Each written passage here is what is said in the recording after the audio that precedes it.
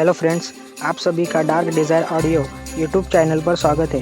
कहानी शुरू करने से पहले एक महत्वपूर्ण सूचना देना चाहूँगा। यह कहानी पूर्णतः काल्पनिक है। इसमें प्रस्तुत सभी पात्र, घटनाएं और स्थान लेखक की कल्पना पर आधारित है और इनका किसी भी वास्तविक व्यक्ति, घटना, जाति, संस्कृति या समाज से कोई संबंध नहीं है। इस कहानी का उद्देश्य केवल मनोरंजन करना है। हमारा किसी भी प्रकार का सामाजिक, धार्मिक या सांस्कृतिक संस्थाओं को ठोस पहुंचाने का कोई इरादा नहीं है। यदि किसी श्रोता को इस कहानी का कोई अंश अनुचित या आपत्तिजनक प्रतीत हो तो कृपया इसे केवल एक काल्पनिक एवं मनोरंजनात्मक रचना के रूप में ही ले। यह कहानी पूरी तरह से मेरी स्वयं लिखी हुई है। इसे न तो किसी अन्य लेखक से लिया गया है और न ही किसी ऑनलाइन प्लेटफॉर्म से कॉपी किया गया है। इस कहानी की सभी copyright dark desire audio channel के अंतर्गत सुरक्षित है। स्वर्णिम द्वार के पार कदम रखते ही आर्यन को ऐसा महसूस हुआ जैसे उसने किसी और ही दुनिया में प्रवेश कर लिया हो। पीछे छूट चुका वो दिव्य मैदान, वो चमकता क्रिस्टल और प्राचीन आत्मा की गंभीर आवाज अब किसी सपने की तरह लग रहे थे। लेकिन उसके शरीर में बह रही नई ऊर्जा इस बात की गवाही दे रही थी कि वो सब वास्तविक था। हवा अब पहले से अधिक भारी लग रही थी, जैसे उसमें अनगिनत रहस्य घुले हों। चारों ओर फैली धुंध में नीले और बैंगनी रंग की हल्की चमक थी, जो रास्ते को और भी रहस्यमय बना रही थी। वो धीरे धीरे आगे बढ़ रहा था, हर कदम सोच समझ कर रखता हुआ। अब वो जल्दबाजी नहीं करना चाहता था, क्योंकि उसे समझ आ चुका था कि इस नए चरण में छोटी सी गलती भी भारी पड़ सकती है। उसके मन में बार बार मानसी का चेहरा उभर रहा था, जो हमेशा उसे संयम और समझदारी की सलाह देती थी। उसे लगा जैसे वो दूर कहीं से उसे देख रही हो और मन ही मन उसका हौसला बढ़ा रही हो। कुछ दूरी पर पहुंचते ही धुंध थोड़ी छंटने लगी और सामने एक विशाल घाटी दिखाई दी। ये घाटी इतनी गहरी थी कि नीचे झांकने पर केवल अंधकार ही दिखता था। उसके बीचों बीच एक पतला सा पत्थर का पुल बना हुआ था, जो दोनों छोरों को जोड़ रहा था। पुल इतना संकरा था कि एक समय में मुश्किल से एक व्यक्ति ही उस पर चल सकता था। नीचे से उठती ठंडी हवा उसमें एक अजीब सी सिहरन पैदा कर रही थी। आर्यन कुछ देर वही खड़ा रहा और पुल को ध्यान से देखने लगा। उसे समझ में आ गया कि ये केवल एक साधारण रास्ता नहीं है, बल्कि एक परीक्षा है उसके साहस, संतुलन और आत्मविश्वास की। उसने अपनी आंखें बंद की और मन ही मन अपनी साधना ऊर्जा को स्थिर किया। फिर बिना हिचकिचाहट के उसने पहला कदम पुल पर रखा। जैसे ही उसका पैर पत्थर पर पड़ा, पुल हल्का सा कांप उठा। ये एहसास किसी चेतावनी जैसा था, मानो रास्ता उसे परख रहा हो।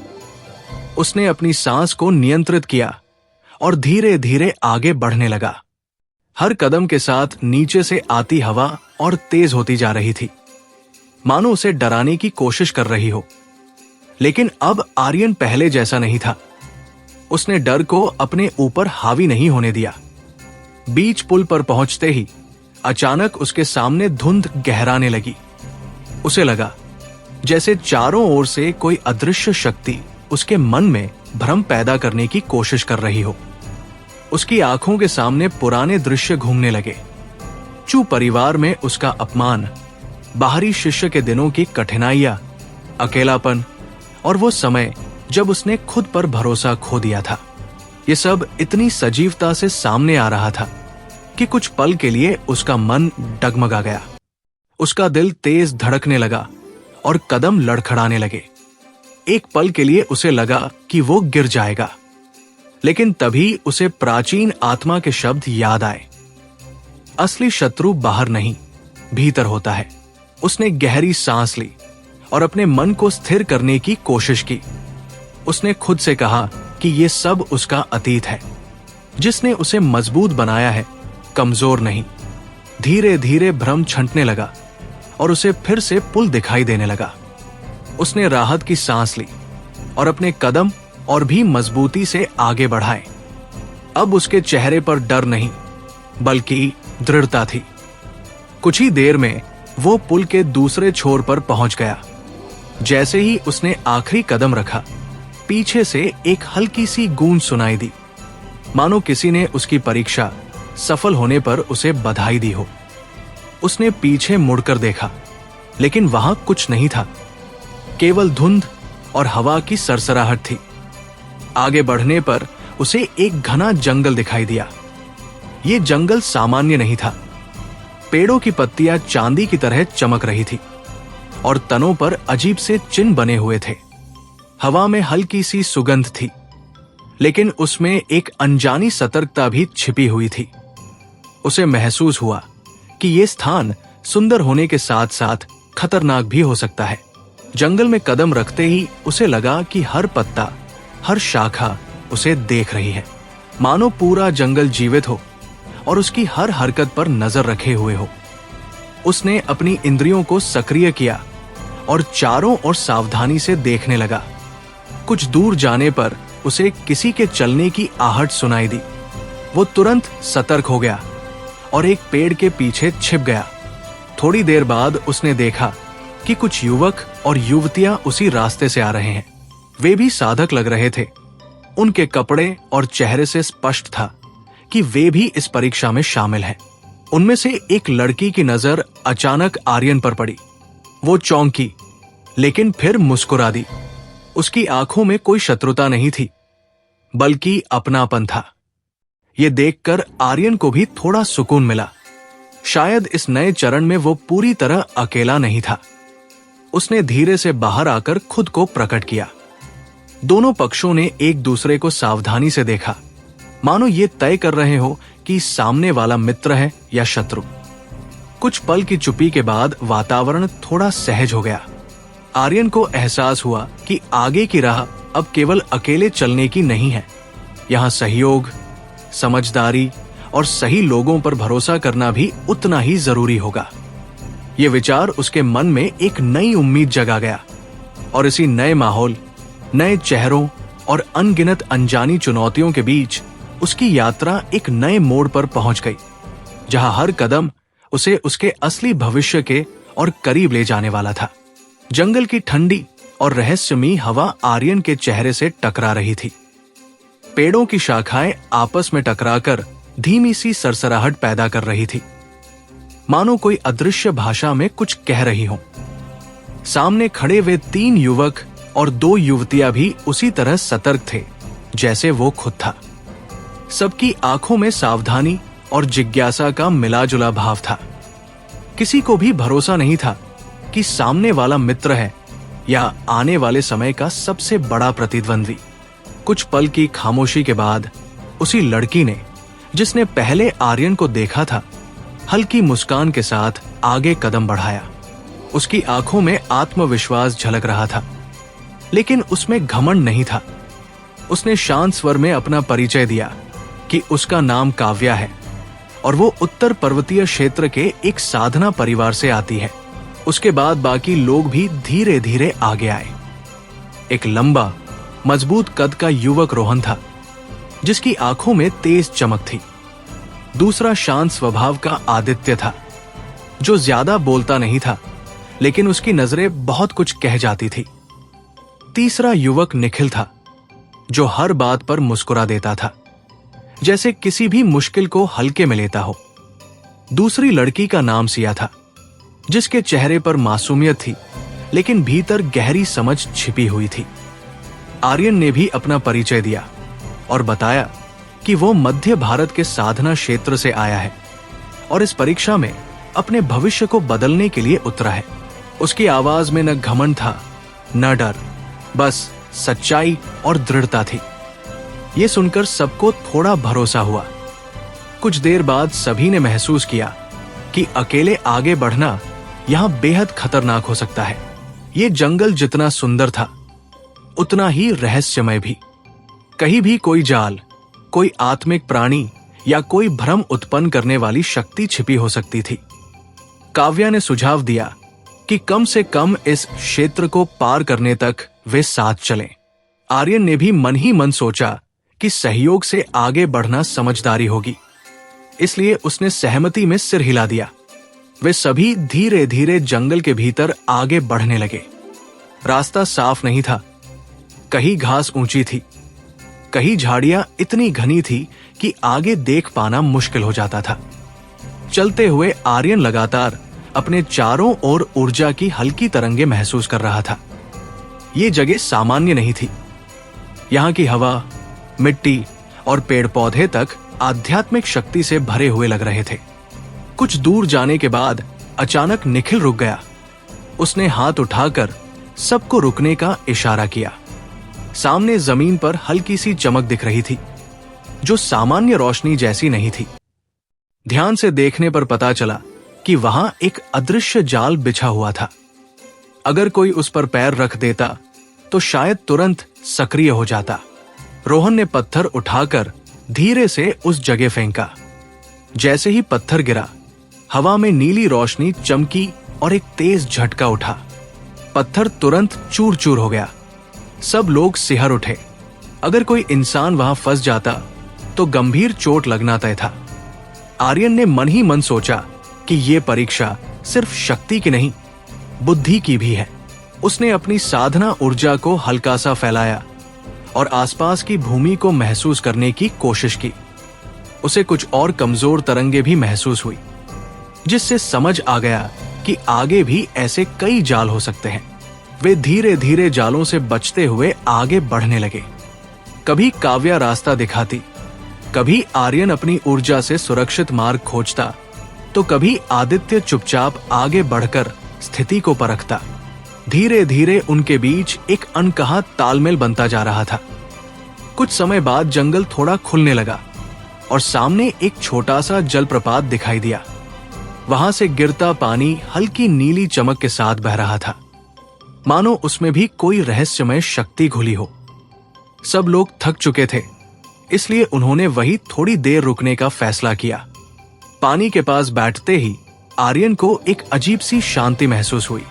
उसकी थकान कम होने लगी और शरीर में फिर से ऊर्जा भरने लगी। काव्या ने बताया कि ये आत्मिक जल है, जो साधकों की ऊर्जा को धीरे धीरे पुनः जागृत करता है। ये सुनकर सबको राहत मिली। थोड़ी देर आराम करने के बाद बातचीत शुरू हुई। सबने अपने अपने अतीत के बारे में थोड़ा बहुत बताया। रोहन ने कहा कि वो अपने परिवार की उम्मीदों का बोझ लेकर यहाँ आया है। सिया ने बताया कि वो अपने छोटे भाई के इलाज के लिए शक्तिशाली बनना चाहती है। आदित्य ने सिर्फ इतना कहा कि वो खुद को जानने आया है। निखिल ने हंसते हुए कहा कि उसे रोमांच पसंद है, इसलिए वो यहाँ है। जब आर्यन की बारी आई तो उसने चुपचाप अपने संघर्षों का जिक्र किया। अपमान, अकेलापन, मेहनत और फिर अचानक मिली नई शक्ति। उसने बताया कि वो खुद को साबित करने नहीं, बल्कि खुद को बेहतर बनाने आया है। उसकी बातों में सच्चाई थी, जिसने सबके दिल को छू लिया। उसी समय दूर जंगल के भीतर से एक भारी सी गड़गड़ाहट सुनाई दी। धरती हल्की सी कांपने लगी। सब लोग एक दूसरे की ओर देखने लगे। ये कोई साधारण आवाज नहीं थी। ऐसा लग रहा था जैसे कोई विशाल प्राणी जाग रहा हो। आर्यन की आंखें चमक उठीं। उसे समझ आ गया कि असली परीक्षा अब शुरू होने वाली है। ये जंगल उन्हें केवल रास्ता नहीं, बल्कि उनकी हिम्मत, एकता और आत्मविश्वास की असली परख दिखाने वाला था। सब लोग चुपचाप खड़े हो गए, मन में डर और उत्साह दोनों लिए, और आने वाले खतरे का सामना करने के लिए खुद को तैयार करने लगे। जंगल के भीतर गूंजती वो भारी गड़गड़ाहट धीरे धीरे और तेज होती जा रही थी। हवा में एक अजीब सी कंपन फैल गई थी, जैसे पूरी धरती किसी अदृश्य शक्ति के दबाव में सांस ले रही हो। आर्यन और उसके साथी एक दूसरे के पास सिमट आए। किसी ने कुछ नहीं कहा, लेकिन सबकी आंखों में एक ही सवाल था, आखिर सामने क्या आने वाला है। कुछ ही पलों में पेड़ों के बीच हलचल हुई। सूखी पत्तियां उड़ने लगी और मोटी डालियां टूटकर गिरने लगी। तभी सामने से एक विशाल आकृति उभरी। उसका शरीर किसी पहाड़ की तरह भारी था। त्वचा पर काले और भूरे रंग की मोटी परत जमी थी। आंखें लाल अंगारों की तरह चमक रही थी और सांस लेते समय उसके नथुनों से भाप निकल रही थी।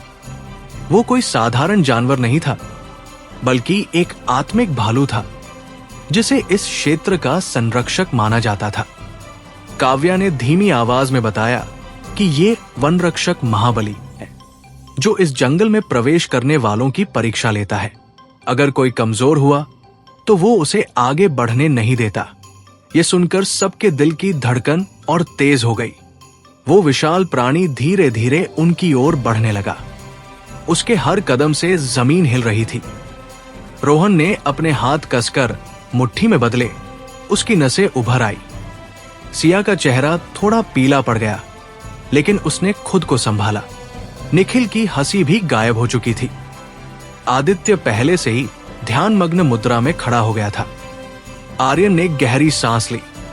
उसे डर जरूर लग रहा था, लेकिन उससे ज्यादा उसे अपने भीतर उठती चुनौती की लहर महसूस हो रही थी। उसे लगा जैसे उसकी दिव्य ऊर्जा हल्के हल्के जागने लगी हो। जैसे ही महाबली करीब पहुंचा, उसने जोरदार दहाड़ मारी। वो आवाज इतनी तेज थी कि आसपास के पेड़ भी कांप उठे। उसके बाद उसने अपने विशाल पंजे से जमीन पर प्रहार किया, जिससे धूल और पत्थर हवा में उड़ने लगे। रोहन सबसे पहले आगे बढ़ा। उसने अपनी साधना शक्ति को मुट्ठियों में समेटा और पूरी ताकत से छलांग लगाकर प्राणी पर वार किया। उसकी मुट्ठी महाबली के कंधे से टकराई, लेकिन ऐसा लगा जैसे उसने पत्थर पर मारा हो। रोहन पीछे उछलकर गिर पड़ा। ये देखकर आर्यन समझ गया कि सीधी ताकत से ये लड़ाई नहीं जीती जा सकती। उसने तुरंत काव्या की ओर देखा। काव्या ने सिर हिलाकर संकेत दिया कि सबको मिलकर लड़ना होगा। आदित्य ने अपनी आंखें बंद की और जमीन पर हथेली रख दी। अगले ही पल जमीन से हल्की सुनहरी रेखाएं उभरने लगी, जो महाबली के पैरों के चारों ओर फैल गई। इससे उसका संतुलन थोड़ा बिगड़ा। इसी मौके का फायदा उठाकर निखिल ने पीछे से तेजी से दौड़ते हुए पत्थर के टुकड़े फेंके, जिन पर उसने अपनी ऊर्जा भर दी थी। वे टुकड़े महाबली के चेहरे से टकराए और हल्का सा विस्फोट हुआ। प्राणी कुछ पल के लिए पीछे हट गया। सिया ने अपने भीतर की ऊर्जा को केंद्रित करके एक हल्की सी ढाल बनाई, जो सबके सामने फैल गई। ये ढाल पूरी तरह मजबूत नहीं थी, लेकिन कम से कम पहले हमले को रोकने के लिए काफी थी। अब आर्यन की बारी थी। उसने अपनी आंखें बंद की और दिल से उस शक्ति को बुलाने की कोशिश की जो उसने पहले कई बार महसूस की थी। उसके शरीर के चारों ओर हल्की नीली और सुनहरी रोशनी फैलने लगी। उसकी सांसें गहरी हो गई। उसने आगे बढ़कर अपनी हथेली हवा में घुमाई और एक तेज ऊर्जा तरंग छोड़ी। वो तरंग सीधी महाबली की छाती से टकराई। इस बार असर साफ दिखा। प्राणी पीछे हट गया और उसकी आंखों में थोड़ी घबराहट दिखाई दी। ये देखकर सबका हौसला बढ़ गया। उन्होंने एक दूसरे की ओर देखा और बिना कुछ कहे समझ गए कि अब उन्हें मिलकर आखिरी वार करना है। रोहन ने फिर से ताकत जुटाई। काव्या ने अपनी गति बढ़ाई। आदित्य ने जमीन से ऊर्जा खींची। सिया ने ढाल को और मजबूत किया और निखिल ने पीछे से सहारा दिया। आर्यन बीच में खड़ा होकर सारी ऊर्जा को एक बिंदु पर केंद्रित करने लगा। कुछ ही पलों में उनके चारों ओर एक संयुक्त ऊर्जा क्षेत्र बन गया। ये ऊर्जा धीरे धीरे घूमने लगी और फिर एक तेज लहर की तरह महाबली की ओर बढ़ी। जैसे ही वो लहर टकराई, जोरदार धमाका हुआ। जंगल में कुछ पल के लिए सब कुछ शांत हो गया। धूल का बादल उठा और कुछ दिखाई नहीं दिया। जब धूल छंटी तो सामने महाबली घुटनों के बल बैठा था। उसकी आंखों की लाल चमक फीकी पड़ चुकी थी। उसने एक धीमी सी आवाज निकाली और फिर धीरे धीरे जमीन पर लेट गया। वो मरा नहीं था, बल्कि हार मान चुका था। कुछ पल तक सब खामोश खड़े रहे। फिर निखिल ने राहत की सांस लेते हुए कहा कि लगता है वे बच गए। काव्या मुस्कुराई, लेकिन उसकी आंखों में अब भी सावधानी थी। रोहन जमीन पर बैठ गया, थकान से हाफते हुए। सिया ने सबकी ढाल हटा ली। आर्यन ने महाबली की ओर देखा। उसे एहसास हुआ कि यह सिर्फ एक लड़ाई नहीं थी, बल्कि उनकी एकता की परीक्षा थी। अगर वे अकेले होते तो शायद कोई भी बच नहीं पाता। तभी महाबली के शरीर से हल्की नीली रोशनी निकली और हवा में घुल गई। उसी जगह पर एक चमकता हुआ आत्मिक क्रिस्टल प्रकट हुआ। ये उस परीक्षा का पुरस्कार था। आर्यन ने उसे उठाया और सबकी ओर देखा। उसने बिना झिझक कहा कि यह सबकी मेहनत का फल है और इसे साझा किया जाना चाहिए। यह सुनकर सबके दिल में उसके लिए सम्मान और गहरा हो गया। अब वे जानते थे कि यह यात्रा सिर्फ शक्ति की नहीं बल्कि भरोसे और साथ की भी है। और ये तो बस शुरुआत थी। आगे उन्हें और भी बड़े खतरे, बड़े रहस्य और बड़े फैसलों का सामना करना था। महाबली के शांत होकर जमीन पर लेट जाने के बाद जंगल में एक अजीब सी स्थिरता छा गई। कुछ ही क्षण पहले जहां दहाड़, धमाके और ऊर्जा की टकराहट गूंज रही थी, वही अब केवल पत्तों की धीमी सरसराहट और दूर कहीं से गिरते पानी की आवाज सुनाई दे रही थी। सबके चेहरे पर थकान थी, लेकिन उसके साथ एक संतोष भी था। उन्होंने मिलकर असंभव को संभव कर दिखाया था। आर्यन ने हाथ में पकड़े उस चमकते आत्मिक क्रिस्टल को ध्यान से देखा। वो साधारण नहीं था। उसकी रोशनी पहले वाले क्रिस्टल से अलग थी।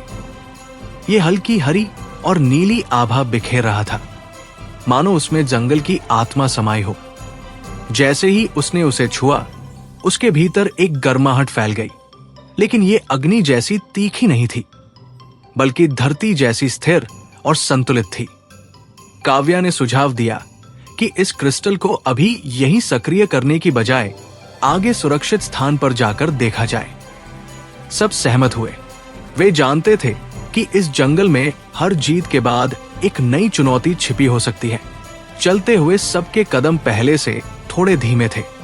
लड़ाई ने शरीर की ऊर्जा खींच ली थी, लेकिन उनके बीच जो अनकहा विश्वास जन्मा था, वो उन्हें आगे बढ़ा रहा था। रोहन अब पहले जैसा उतावला नहीं लग रहा था। वो हर कदम सोच समझ कर रख रहा था। निखिल की मुस्कान वापस आ गई थी, लेकिन उसमें अब हल्की गंभीरता भी थी। सिया की आंखों में आत्मविश्वास बढ़ गया था और आदित्य की चुप्पी में अब स्थिरता झलक रही थी। जंगल धीरे धीरे और घना होता जा रहा था। पेड़ों के तनों पर बने चिन्ह अब पहले से ज्यादा स्पष्ट दिखाई देने लगे थे। कुछ चिन्ह गोलाकार थे, कुछ त्रिकोणीय और कुछ ऐसे जैसे किसी प्राचीन भाषा के अक्षर हों। आर्यन ने उन्हें ध्यान से देखा और महसूस किया कि वे केवल सजावट नहीं, बल्कि किसी रहस्य की कुंजी हो सकते हैं। थोड़ी दूर चलने के बाद उन्हें एक खुला स्थान दिखाई दिया, जहां चारों ओर पत्थर के ऊंचे स्तंभ खड़े थे। हर स्तंभ पर वही रहस्यमय चिन्ह उकेरे गए थे।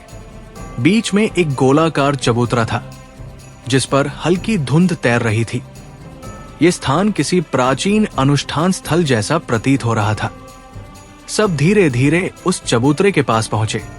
हवा यहां और भी भारी थी, जैसे हर सांस के साथ भीतर तक कोई कंपन उतर रहा हो। आर्यन ने महसूस किया कि उसके हाथ में पकड़ा क्रिस्टल हल्का सा गर्म हो रहा है। उसने समझ लिया कि शायद यही वो स्थान है जहां इसे सक्रिय करना होगा। उसने साथियों की ओर देखा। सबकी आंखों में उत्सुकता थी, लेकिन सतर्कता भी। उसने धीरे से क्रिस्टल को चबूतरे के केंद्र में रखा। जैसे ही वो पत्थर की सतह से छुआ, चारों ओर के स्तंभों पर बने चिन्ह हल्की रोशनी से चमक उठे। अचानक जमीन में कंपन हुआ। स्तंभों के बीच से ऊर्जा की पतली रेखाएं निकलकर चबूतरे की ओर बढ़ने लगी। कुछ ही पलों में पूरा स्थान हरे और नीले प्रकाश से नहा गया। सबने स्वाभाविक रूप से पीछे कदम रखा। उस रोशनी के बीच एक आकृति उभरने लगी। वो किसी मानव जैसी थी, लेकिन पारदर्शी और धुंधली। उसकी आंखों में गहराई थी, जैसे वो सदियों का ज्ञान अपने भीतर समेटे हो। उसने बिना होंठ हिलाए एक आवाज सबके मन में पहुंचाई। ये जंगल केवल शक्ति की परीक्षा नहीं लेता, बल्कि ये देखता है कि कौन उसकी रक्षा करने योग्य है। आर्यन ने महसूस किया कि वो आवाज सीधे उसके हृदय को छू रही है। उसने मन ही मन उत्तर दिया कि वे यहां विनाश करने नहीं, बल्कि सीखने आए हैं, उसकी ये भावना बाकी साथियों तक भी पहुंची और सबके भीतर एक समान ऊर्जा जाग उठी। आकृति ने बताया कि महाबली केवल पहला द्वार था। आगे का मार्ग और भी कठिन होगा, जहां उन्हें न केवल बाहरी शत्रुओं बल्कि अपने निर्णयों की परीक्षा से गुजरना होगा। यदि वे लालच या अहंकार में आए तो ये जंगल स्वयं उनके खिलाफ हो जाएगा। ये सुनकर सबके मन में एक नई गंभीरता आ गई। ये यात्रा अब केवल व्यक्तिगत महत्वाकांक्षा की नहीं रही, बल्कि सामूहिक जिम्मेदारी की बन चुकी थी। रोशनी धीरे धीरे कम होने लगी और आकृति विलीन हो गई। स्तंभों के चिन्ह मंद पड़ गए, लेकिन चबूतरे के केंद्र में एक नया प्रतीक उभर आया, एक वृत्त जिसके भीतर 5 बिंदु थे। ये शायद उनके पांचों के संयुक्त प्रयास का प्रतीक था। काव्या ने धीमे स्वर में कहा कि यह संकेत है कि उन्हें आगे साथ रहना होगा। आदित्य ने सहमति में सिर हिलाया। रोहन ने अपने कंधे सीधा किए, जैसे उसने मन ही मन कोई संकल्प लिया हो। सिया की आंखों में हल्की चमक थी और निखिल ने पहली बार बिना मजाक के गंभीर स्वर में कहा कि अब ये खेल नहीं रहा। आर्यन ने चारों ओर देखा। उसे महसूस हुआ कि ये जंगल उन्हें बदल रहा है। हर कदम के साथ वे केवल शक्तिशाली नहीं बल्कि परिपक्व भी हो रहे हैं। उसने क्रिस्टल को उठाया जो अब शांत था और सबकी ओर देखा। बिना शब्दों के ही सब समझ गए कि आगे की राह और भी कठिन होगी, लेकिन अब वे अकेले नहीं हैं। धीरे धीरे वे उस स्थल से आगे बढ़ने लगे। पीछे छूटता हुआ वो प्राचीन स्थान अब भी हल्की चमक बिखेर रहा था, मानो उनकी पीठ पर आशीर्वाद रख रहा हो। आगे जंगल और भी गहरा था और उसके भीतर छिपे रहस्य अभी उजागर होने बाकी थे। लेकिन इस बार उनके कदमों में डर नहीं, बल्कि एक दृढ़ विश्वास था। जो भी आएगा वे साथ मिलकर उसका सामना करेंगे। घने जंगल की उस रहस्यमयी सीमा को पार करते ही वातावरण में एक अलग ही बदलाव महसूस होने लगा। अब हवा पहले जैसी ठंडी और शांत नहीं थी, बल्कि उसमें हल्की गर्माहट और किसी अनजानी शक्ति की कंपन घुली हुई थी। पेड़ों की ऊंचाई कम होने लगी थी, लेकिन उनकी टहनियां और पत्तियां पहले से कहीं ज्यादा घनी और उलझी हुई थी, मानो वे जानबूझकर रास्ता रोक रही हों। जमीन पर बिखरे पत्थर और सूखी पत्तियां हर कदम पर चरमराती आवाज कर रही थी, जिससे सबके भीतर अनजाना तनाव पैदा हो रहा था। आर्यन सबसे आगे चल रहा था।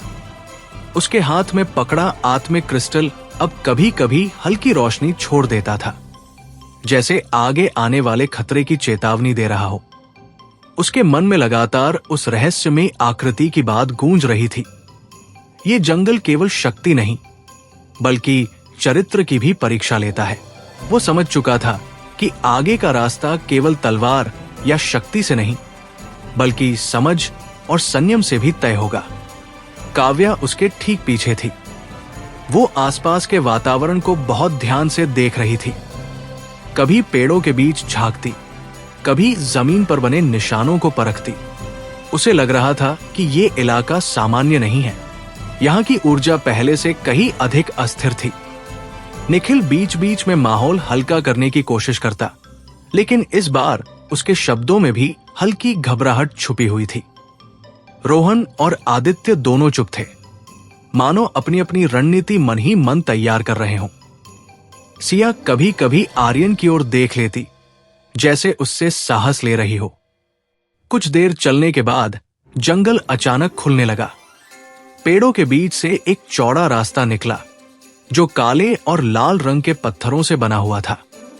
वो रास्ता किसी प्राचीन सड़क जैसा लग रहा था, जिस पर समय की परतें जम चुकी थी। उसके दोनों ओर पत्थर की टूटी हुई मूर्तियां पड़ी थी। कुछ मूर्तियां योद्धाओं की थी, कुछ जानवरों की, और कुछ ऐसी थी जिनका स्वरूप समझ पाना मुश्किल था। आर्यन ने रुककर सबको सावधान रहने का इशारा किया। जैसे ही वे उस रास्ते पर कदम रखने वाले थे, क्रिस्टल तेजी से चमक उठा। उसी पल जमीन हल्के से कांपने लगी, पत्थरों के बीच से धुंध उठने लगी और वातावरण में एक अजीब सी गूंज भर गई। अचानक रास्ते के दोनों ओर खड़ी टूटी मूर्तियां हिलने लगी। उनके शरीर से पत्थर झरने लगे और भीतर से चमकती लाल आंखें दिखाई देने लगी।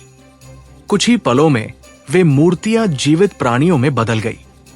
वे पत्थर के प्रहरी थे जिनके शरीर पर दरारें थी, लेकिन उनकी शक्ति किसी जीवित योद्धा से कम नहीं लग रही थी।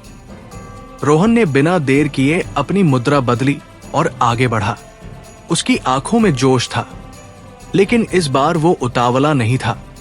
उसने एक पत्थर प्रहरी पर हमला किया, लेकिन उसका वार उस कठोर शरीर से टकराकर वापस उछल गया।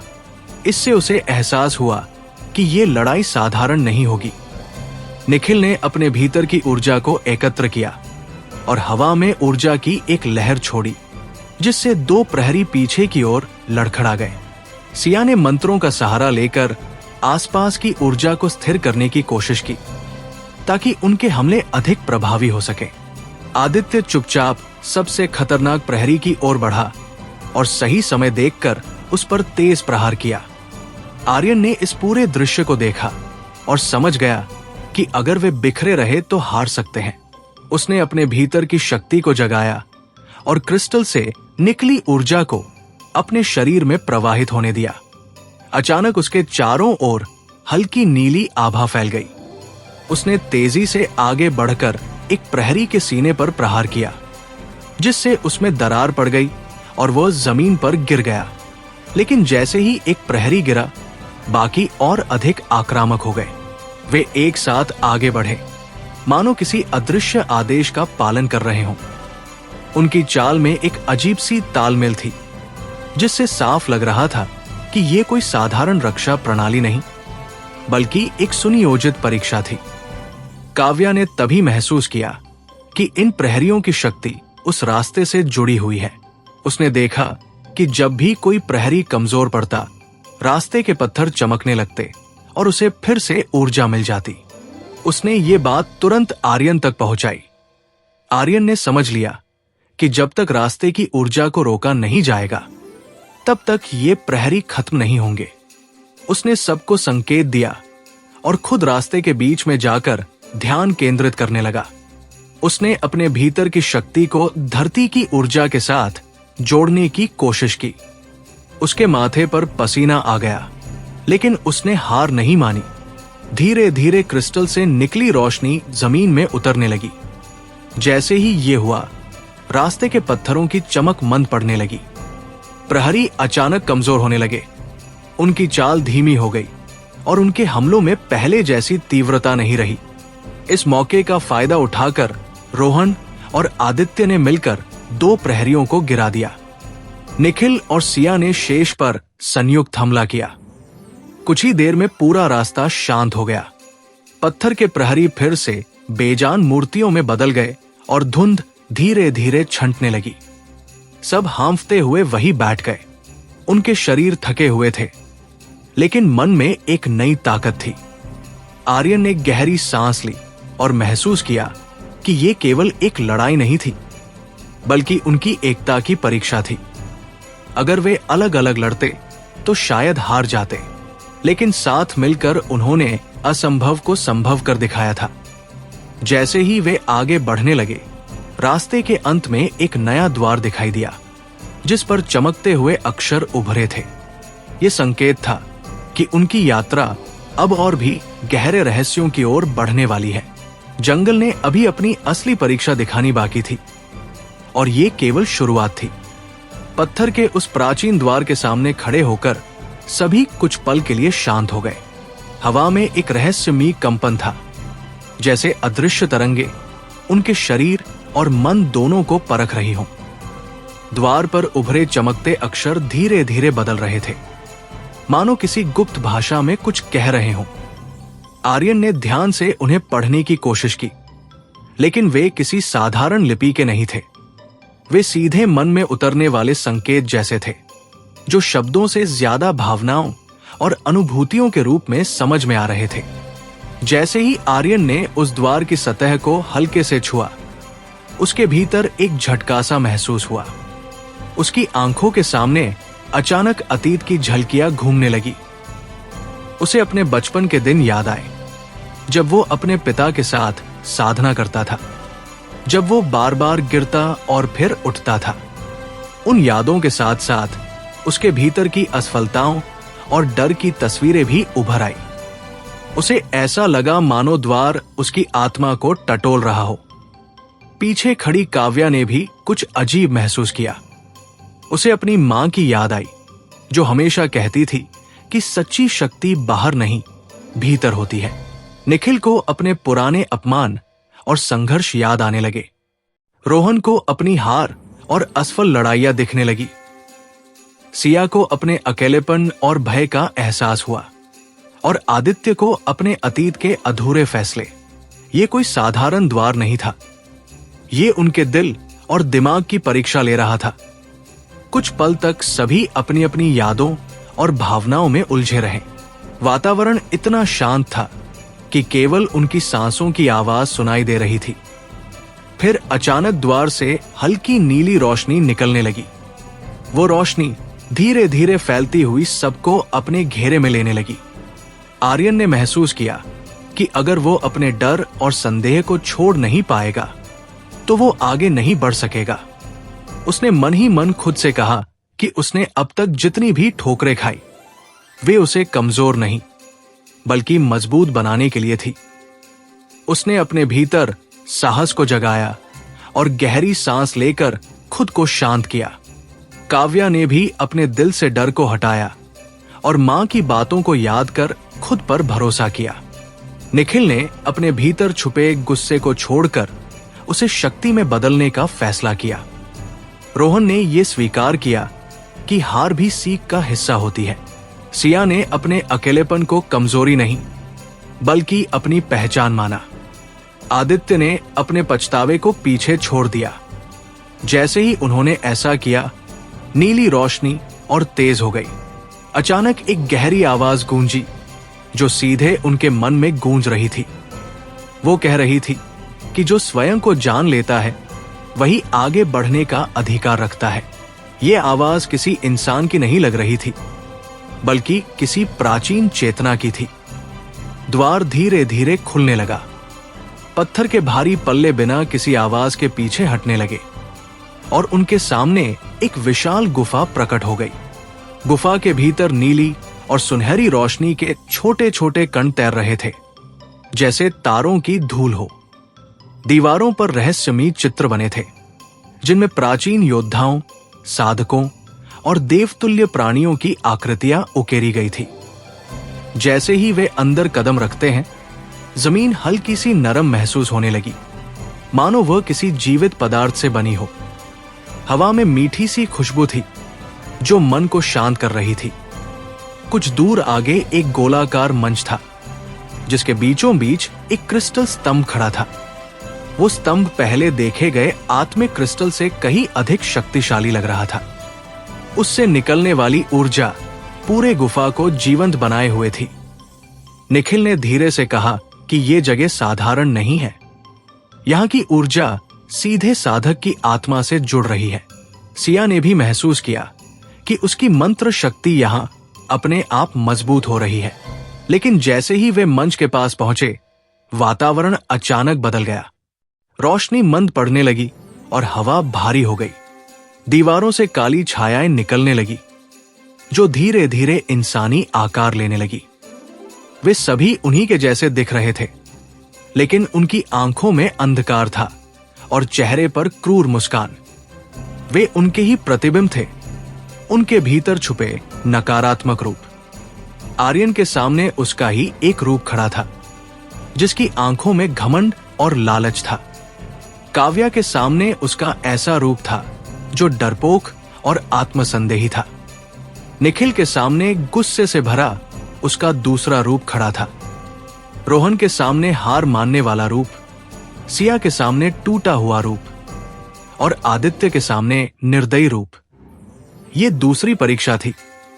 अब उन्हें बाहर के दुश्मन से नहीं, बल्कि खुद से लड़ना था। उनके भीतर भय की लहर दौड़ गई, लेकिन वे जानते थे कि पीछे हटना संभव नहीं है। जैसे ही छायाएं आगे बढ़ी, सभी ने अपने भीतर की शक्ति को फिर से जागृत किया। आर्यन ने अपने प्रतिबिंब की आंखों में देखा और महसूस किया कि घमंड उसे अंधा बना सकता है। उसने अपने भीतर विनम्रता को अपनाया और आगे बढ़कर उस छाया पर प्रहार किया। वो छाया धुएं में बदल गई। काव्या ने अपने डर को स्वीकार किया और आत्मविश्वास के साथ आगे बढ़ी। निखिल ने अपने गुस्से को नियंत्रण में रखा। रोहन ने हार के डर को तोड़ा। सिया ने खुद पर विश्वास किया। आदित्य ने अपने कठोर दिल को नरम होने दिया। एक एक करके उनकी छायाएं मिटती चली गई। कुछ ही देर में गुफा फिर से उज्जवल हो गई। हवा हल्की हो गई और ऊर्जा स्थिर हो गई। सब थके हुए थे, लेकिन उनके चेहरे पर संतोष था। उन्होंने अपने भीतर की सबसे बड़ी बाधा को पार कर लिया था। तभी क्रिस्टल स्तंभ से तेज रोशनी फूटी और उसके भीतर से एक चमकता हुआ प्रतीक बाहर निकला। वो प्रतीक धीरे धीरे हवा में तैरता हुआ आर्यन के सामने आकर रुक गया। ये उनकी अगली मंजिल का संकेत था। अब उनकी यात्रा केवल शक्ति की नहीं, बल्कि आत्म परिवर्तन की बन चुकी थी। और आगे जो आने वाला था, वो उनके जीवन को पूरी तरह बदलने वाला था। क्रिस्टल स्तंभ से निकला हुआ वो चमकता प्रतीक अभी भी हवा में स्थिर तैर रहा था। उसकी रोशनी अब पहले से अधिक गहरी और स्थिर हो चुकी थी, मानो वो केवल देखने के लिए नहीं, बल्कि समझने और स्वीकार करने के लिए हो। आर्यन उसे ध्यान से देख रहा था। उसके मन में अनगिनत सवाल उठ रहे थे, लेकिन भीतर से एक आवाज बार बार कह रही थी कि अभी सवालों से ज्यादा जरूरी है भरोसा करना। धीरे धीरे वो प्रतीक नीचे उतरने लगा और आर्यन की हथेली के ऊपर आकर ठहर गया। जैसे ही उसने उसे छुआ, उसकी देह में एक तेज कंपन दौड़ गया। उसकी आंखों के सामने फिर से दृश्य बदलने लगे। इस बार वो अपने अतीत में नहीं, बल्कि भविष्य की कुछ झलकियों में झांक रहा था। उसने खुद को विशाल युद्ध भूमि में खड़ा देखा, जहां आकाश लाल था और धरती खून से भीगी हुई थी। उसने अपने साथियों को घायल अवस्था में देखा और खुद को अकेले सैकड़ों शत्रुओं के सामने खड़ा पाया। लेकिन उस डरावने दृश्य के बीच भी उसके भीतर अडिग आत्मविश्वास था। अगले ही पल वह दृश्य गायब हो गया और वह फिर गुफा में खड़ा था। उसके माथे पर पसीना था और सांसें तेज चल रही थी। काव्या ने चिंतित होकर उसका हाथ पकड़ा और बिना कुछ कहे उसे सहारा दिया। आर्यन को उसके स्पर्श से थोड़ी शांति मिली। निखिल ने धीमे स्वर में कहा कि यह प्रतीक शायद भविष्य के मार्ग का संकेत है, कोई चेतावनी या कोई वादा। आदित्य ने भी सहमति में सिर हिलाया और कहा कि ऐसी प्राचीन जगह अक्सर केवल शक्ति नहीं देती, बल्कि जिम्मेदारी भी सौंपती है। उसी क्षण क्रिस्टल स्तंभ से एक नई ध्वनि गूंजी, जो पहले की तरह सीधे उनके मन में उतर रही थी। वो आवाज बता रही थी कि उन्होंने आत्म परीक्षा पार कर ली है, लेकिन असली मार्ग अब शुरू होगा।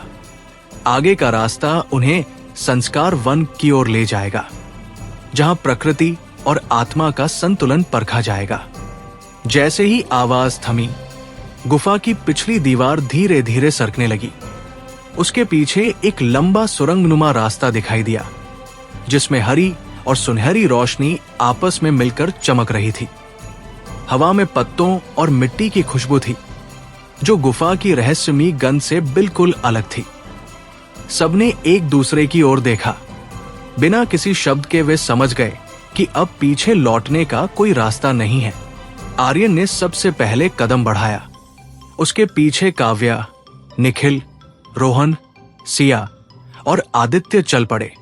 सुरंग में प्रवेश करते ही उन्हें ऐसा महसूस हुआ जैसे वे किसी और ही दुनिया में आ गए हों।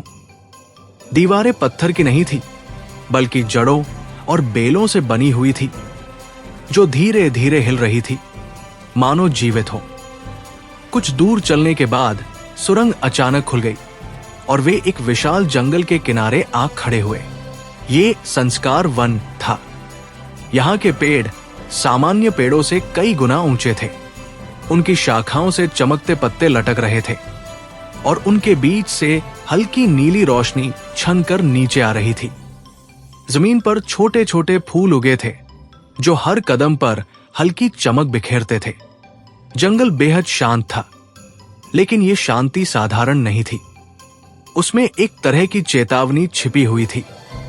रोहन ने धीरे से कहा कि उसे यहां की ऊर्जा कुछ अजीब लग रही है, जैसे ये हर कदम पर उनकी परीक्षा ले रही हो। सिया ने भी महसूस किया कि उसकी इंद्रियां पहले से ज्यादा सतर्क हो गई है। वे धीरे धीरे आगे बढ़ने लगे। जैसे जैसे वे जंगल के भीतर जाते गए, रास्ता और घना होता गया। बेलें उनके पैरों में उलझने लगी, शाखाएं रास्ता रोकने लगी और कहीं कहीं जमीन दलदली हो जाती थी। अचानक काव्या का पैर एक फिसलन भरी जड़ पर पड़ा और वो संतुलन खो बैठी। गिरने से पहले आर्यन ने उसका हाथ पकड़ लिया और उसे संभाल लिया। दोनों की आंखें एक पल के लिए मिली। उस पल में बिना कहे ही एक गहरा भरोसा झलक रहा था। थोड़ी दूर आगे बढ़ने पर उन्होंने देखा कि सामने एक विशाल वृक्ष खड़ा है, जिसकी जड़ें पूरे रास्ते को ढक चुकी थी। उस वृक्ष के तने पर चमकते हुए चिन्ह बने थे, जो पहले देखे गए प्रतीक से मिलते जुलते थे। निखिल ने अनुमान लगाया कि ये अगली परीक्षा का स्थान हो सकता है। जैसे ही वे उस वृक्ष के पास पहुंचे, जमीन हल्की सी कांपने लगी। जड़ों के बीच से धीरे धीरे एक विशाल प्राणी उभरने लगा। वो आधा पेड़ और आधा पशु जैसा था। उसका शरीर लकड़ी और पत्थर से बना था। आंखें हरे प्रकाश से चमक रही थी और उसकी सांस से पत्तों की सरसराहट होती थी। ये वन रक्षक था। उसकी भारी आवाज गूंजी, जो हवा में नहीं बल्कि सीधे उनके दिलों में उतर रही थी। वो पूछ रहा था कि वे किस उद्देश्य से इस वन में आए हैं। सभी कुछ पल के लिए चुप हो गए। फिर आर्यन ने आगे बढ़कर मन की पूरी सच्चाई के साथ कहा कि वे शक्ति पाने नहीं, बल्कि खुद को बेहतर बनाने और अपने लोगों की रक्षा करने के लिए ये मार्ग चुन रहे हैं। काव्या ने भी कहा कि वे किसी को नुकसान नहीं पहुंचाना चाहते। निखिल ने जोड़ा कि वे जिम्मेदारी समझते हैं।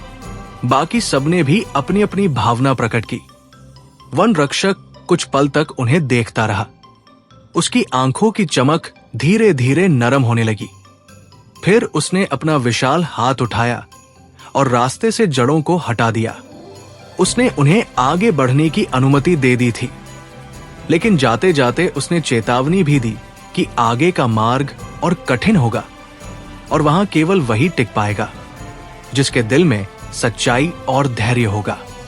इस चेतावनी के साथ ही वो फिर से पेड़ में विलीन हो गया।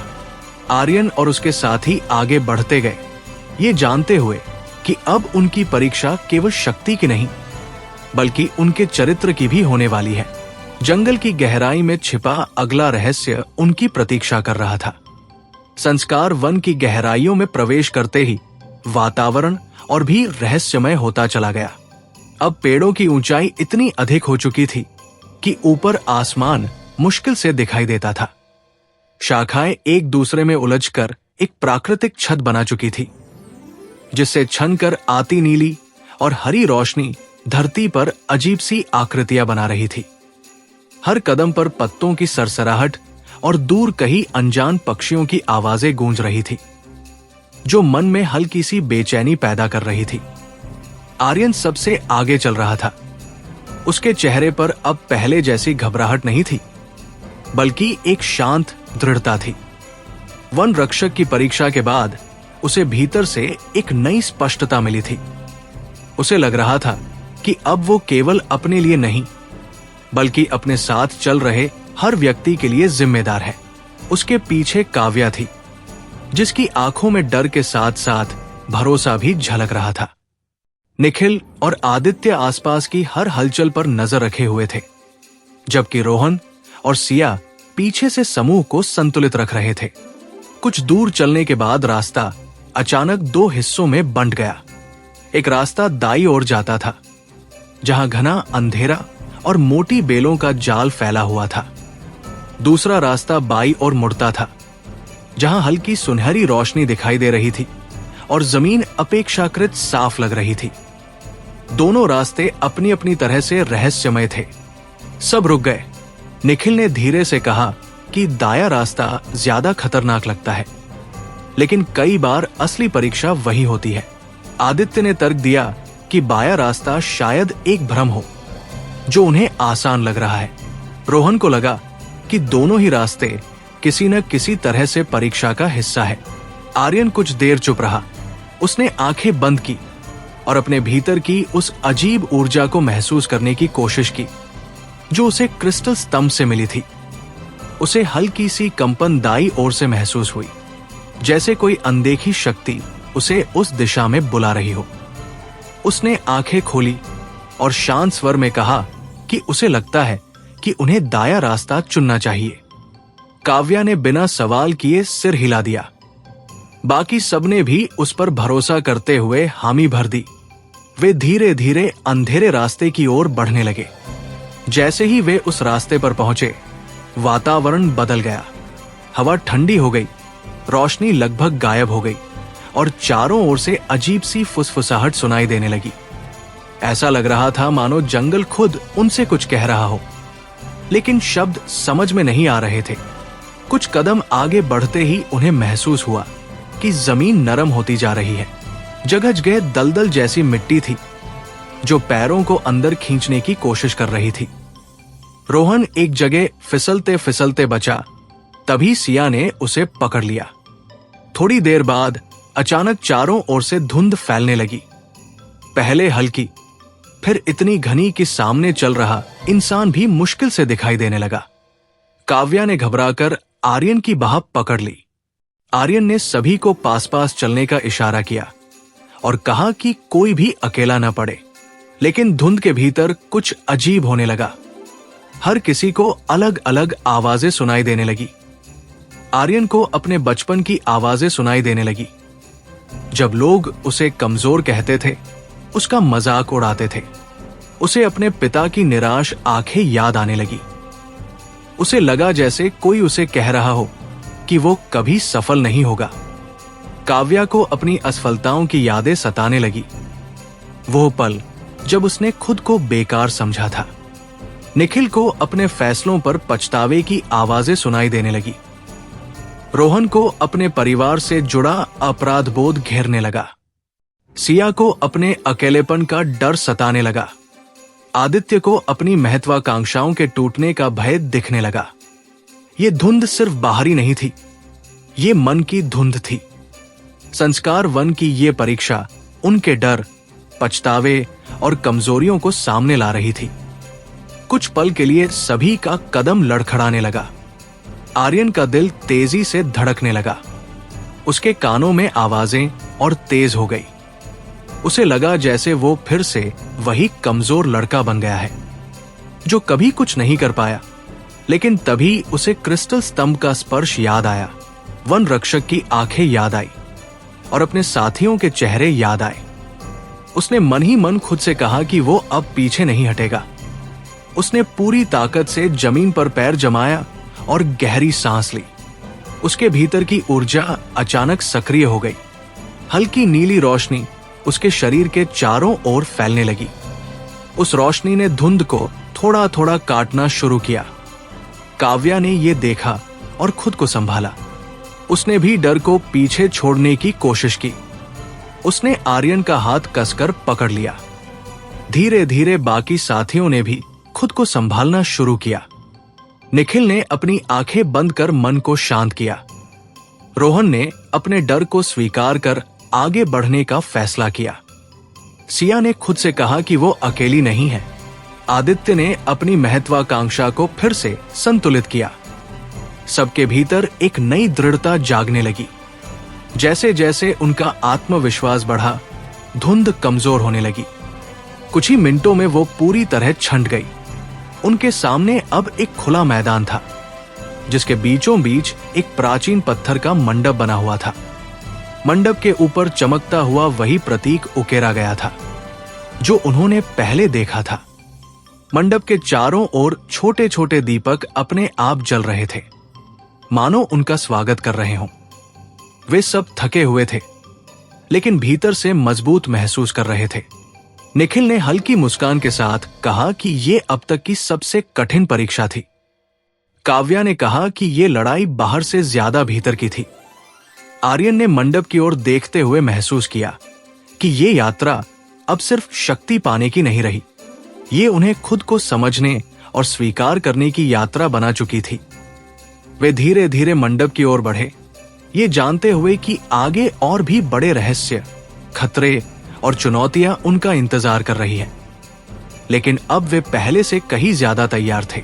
पत्थर के उस प्राचीन मंडप के भीतर कदम रखते ही वातावरण अचानक बदल गया। बाहर जहां संस्कार वन की रहस्यमय शांति और अजीब ऊर्जा फैली हुई थी, वहीं मंडप के अंदर प्रवेश करते ही एक गहरी गंभीरता और अदृश्य दबाव महसूस होने लगा। ऐसा प्रतीत हो रहा था मानो ये स्थान सदियों से किसी महान रहस्य को अपने भीतर छिपाए बैठा हो। चारों ओर ऊंचे पत्थर के स्तंभ खड़े थे, जिन पर पुराने समय की लिपियां और प्रतीक उकेरे गए थे। उन पर जमीकाई और समय के निशान बता रहे थे कि ये जगह बहुत प्राचीन है। आर्यन सबसे पहले भीतर गया। जैसे ही उसने पहला कदम रखा, उसके पैरों के नीचे हल्की कंपन सी हुई, मानो जमीन ने उसकी उपस्थिति को महसूस कर लिया हो। उसके पीछे काव्या, निखिल, रोहन, सिया और आदित्य भी सावधानी से अंदर आ गए। सभी की निगाहें जिज्ञासा और सतर्कता से इधर उधर घूम रही थी। मंडप के बीचों बीच एक गोलाकार मंच बना हुआ था, जिस पर नीले रंग का एक पत्थर जड़ा था। वो पत्थर हल्की हल्की चमक बिखेर रहा था, जैसे उसके भीतर कोई जीवित शक्ति प्रवाहित हो रही हो। उस पर वही रहस्यमय चिन्ह उकेरा हुआ था जो वे पहले भी कई जगह देख चुके थे। काव्या ने धीमी आवाज में कहा कि उसे यहां कुछ अलगसा महसूस हो रहा है, जैसे कोई उन्हें परख रहा हो। निखिल ने सिर हिलाते हुए कहा कि शायद यही इस स्थान की असली परीक्षा है। आर्यन धीरे धीरे मंच के पास पहुंचा। उसका दिल तेजी से धड़कने लगा था, लेकिन उसके कदमों में कोई हिचक नहीं थी। जैसे ही उसने हाथ बढ़ाकर उस नीले पत्थर को छूना चाहा, अचानक पूरे मंडप में तेज रोशनी फैल गई। एक पल के लिए सबकी आंखें चौंधिया गई। फिर चारों ओर अजीब सी हवा चलने लगी। पत्थर के स्तंभों पर बने चिन्ह चमकने लगे और जमीन पर गोल गोल प्रकाश की रेखाएं उभर आई। पूरा मंडप मानो जीवित हो उठा हो। तभी एक गूंजती हुई गहरी आवाज चारों ओर फैल गई। वो आवाज न पुरुष की थी, न स्त्री की, बल्कि किसी प्राचीन शक्ति की तरह लग रही थी। उसने कहा कि जो भी यहां तक पहुंचा है, उसने साहस, धैर्य और आत्मबल का परिचय दिया है, लेकिन असली परीक्षा अभी बाकी है। सब लोग स्तब्ध रह गए। उस आवाज ने आगे कहा कि अब उन्हें अपनी आत्मा की सच्चाई का सामना करना होगा। जो अपने भीतर के अंधकार को स्वीकार नहीं कर पाएगा, वो आगे नहीं बढ़ सकेगा। इतना कहते ही वातावरण फिर से बदल गया। मंडप की दीवारें धुंधली होने लगी और कुछ ही क्षणों में सब एक दूसरे से अलग हो गए। आर्यन ने जब आंखें खोली तो उसने खुद को एक सुनसान मैदान में पाया। चारों ओर धुंध फैली थी और दूर तक कुछ दिखाई नहीं दे रहा था। अचानक उसके सामने एक परिचित आकृति प्रकट हुई। वो उसका ही प्रतिबिंब था, लेकिन आंखों में अजीब सी कठोरता और अहंकार झलक रहा था। वो प्रतिबिंब मुस्कुराते हुए बोला कि आर्यन हमेशा दूसरों के भरोसे जीता रहा है, कभी खुद पर भरोसा नहीं किया। उसने कहा कि वो सिर्फ किस्मत और संयोग से आगे बढ़ रहा है, उसमें खुद की कोई खास योग्यता नहीं है। ये शब्द आर्यन के दिल में चुभ गए। उसने महसूस किया कि ये वही डर थे जो वो हमेशा अपने भीतर छिपाकर रखता था। उसका प्रतिबिंब उसे कमजोर, डरपोक और असफल साबित करने की कोशिश करता रहा। आर्यन का मन डगमगाने लगा। उसे लगा जैसे वह फिर उसी पुराने अंधकार में डूब रहा है। लेकिन तभी उसे अपने साथियों के चेहरे याद आए, उनकी उम्मीदें याद आई और वो रास्ता याद आया जो उसने अब तक तय किया था। उसने गहरी सांस ली और अपने प्रतिबिंब की आंखों में देखते हुए कहा कि वो कमजोर था, है और रहेगा, लेकिन यही कमजोरी उसे सीखने और आगे बढ़ने की ताकत देती है। उसने कहा कि वो परफेक्ट नहीं है, लेकिन कोशिश करना नहीं छोड़ेगा। जैसे ही उसने ये स्वीकार किया, उसका प्रतिबिंब धीरे धीरे धुंध में बदल गया और गायब हो गया। उसी समय एक गर्म रोशनी उसके चारों ओर फैल गई। दूसरी ओर काव्या खुद को एक पुराने कमरे में खड़ी पाई। वहां दीवारों पर उसकी पिछली असफलताओं की तस्वीरें उभर रही थी।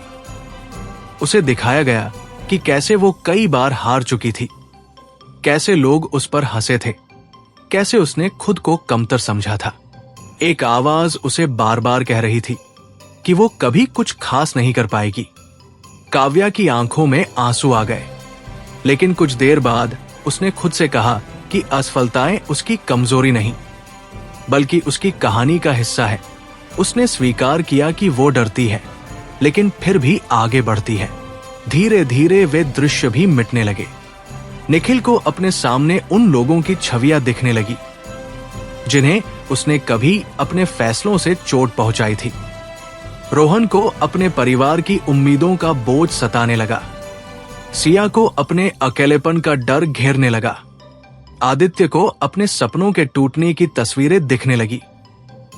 हर कोई अपनी अपनी लड़ाई लड़ रहा था।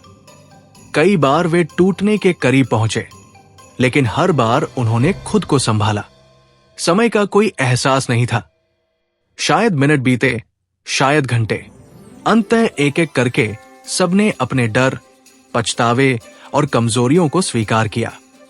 जैसे ही अंतिम व्यक्ति ने अपनी परीक्षा पार की, मंडप में फिर से तेज रोशनी फैल गई। सभी फिर उसी गोल मंच पर खड़े थे।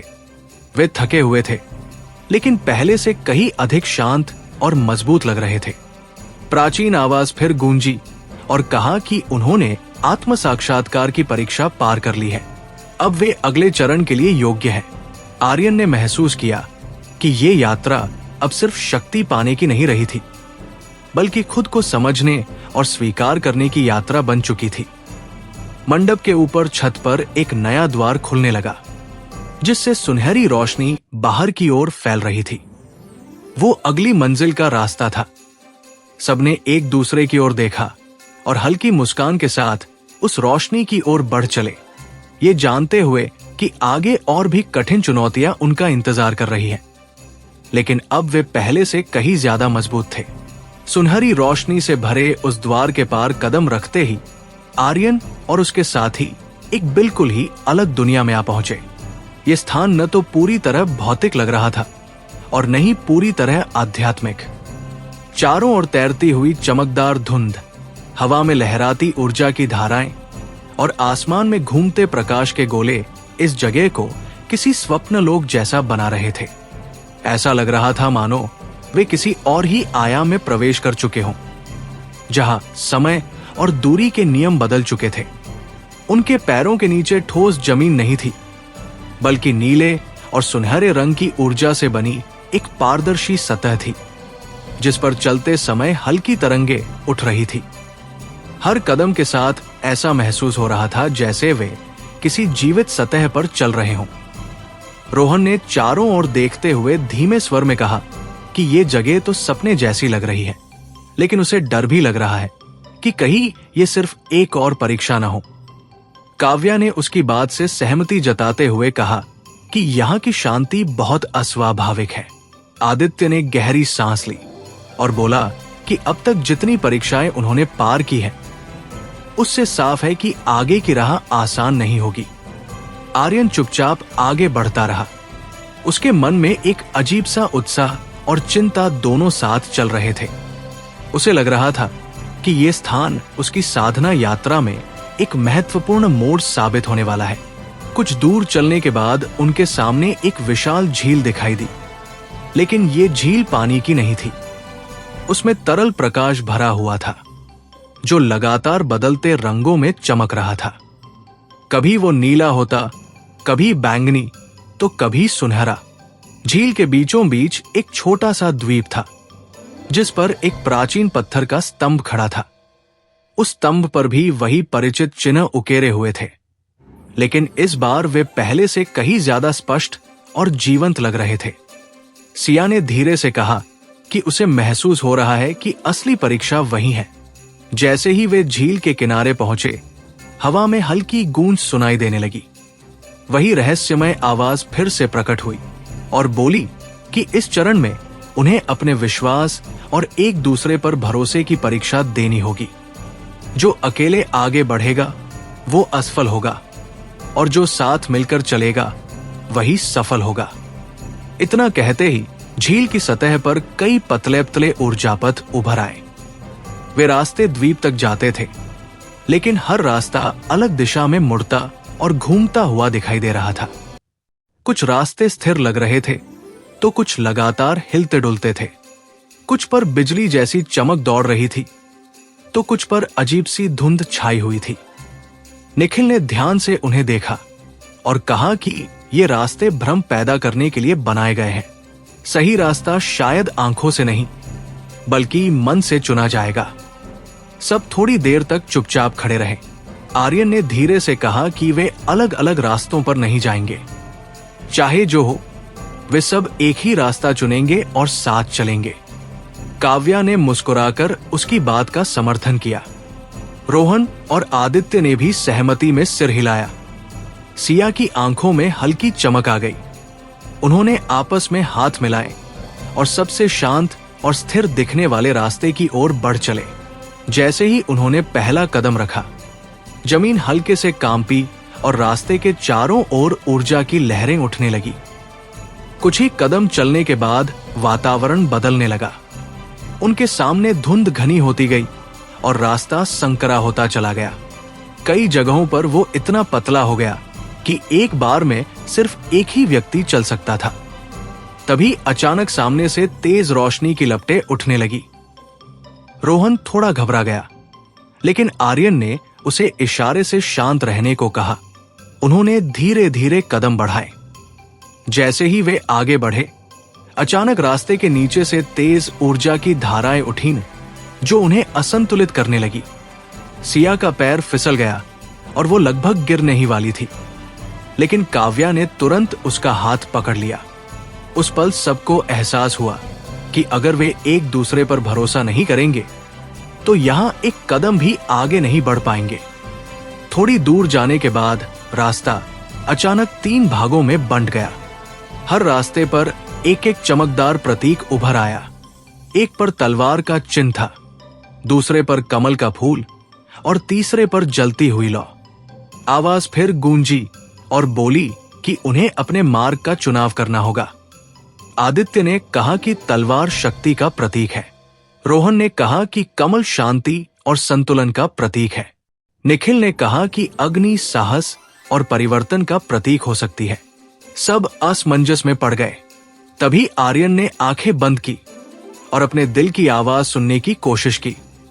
उसे अपने गुरु के शब्द याद आए कि सच्ची शक्ति संतुलन से आती है। उसने कमल वाले रास्ते की ओर इशारा किया।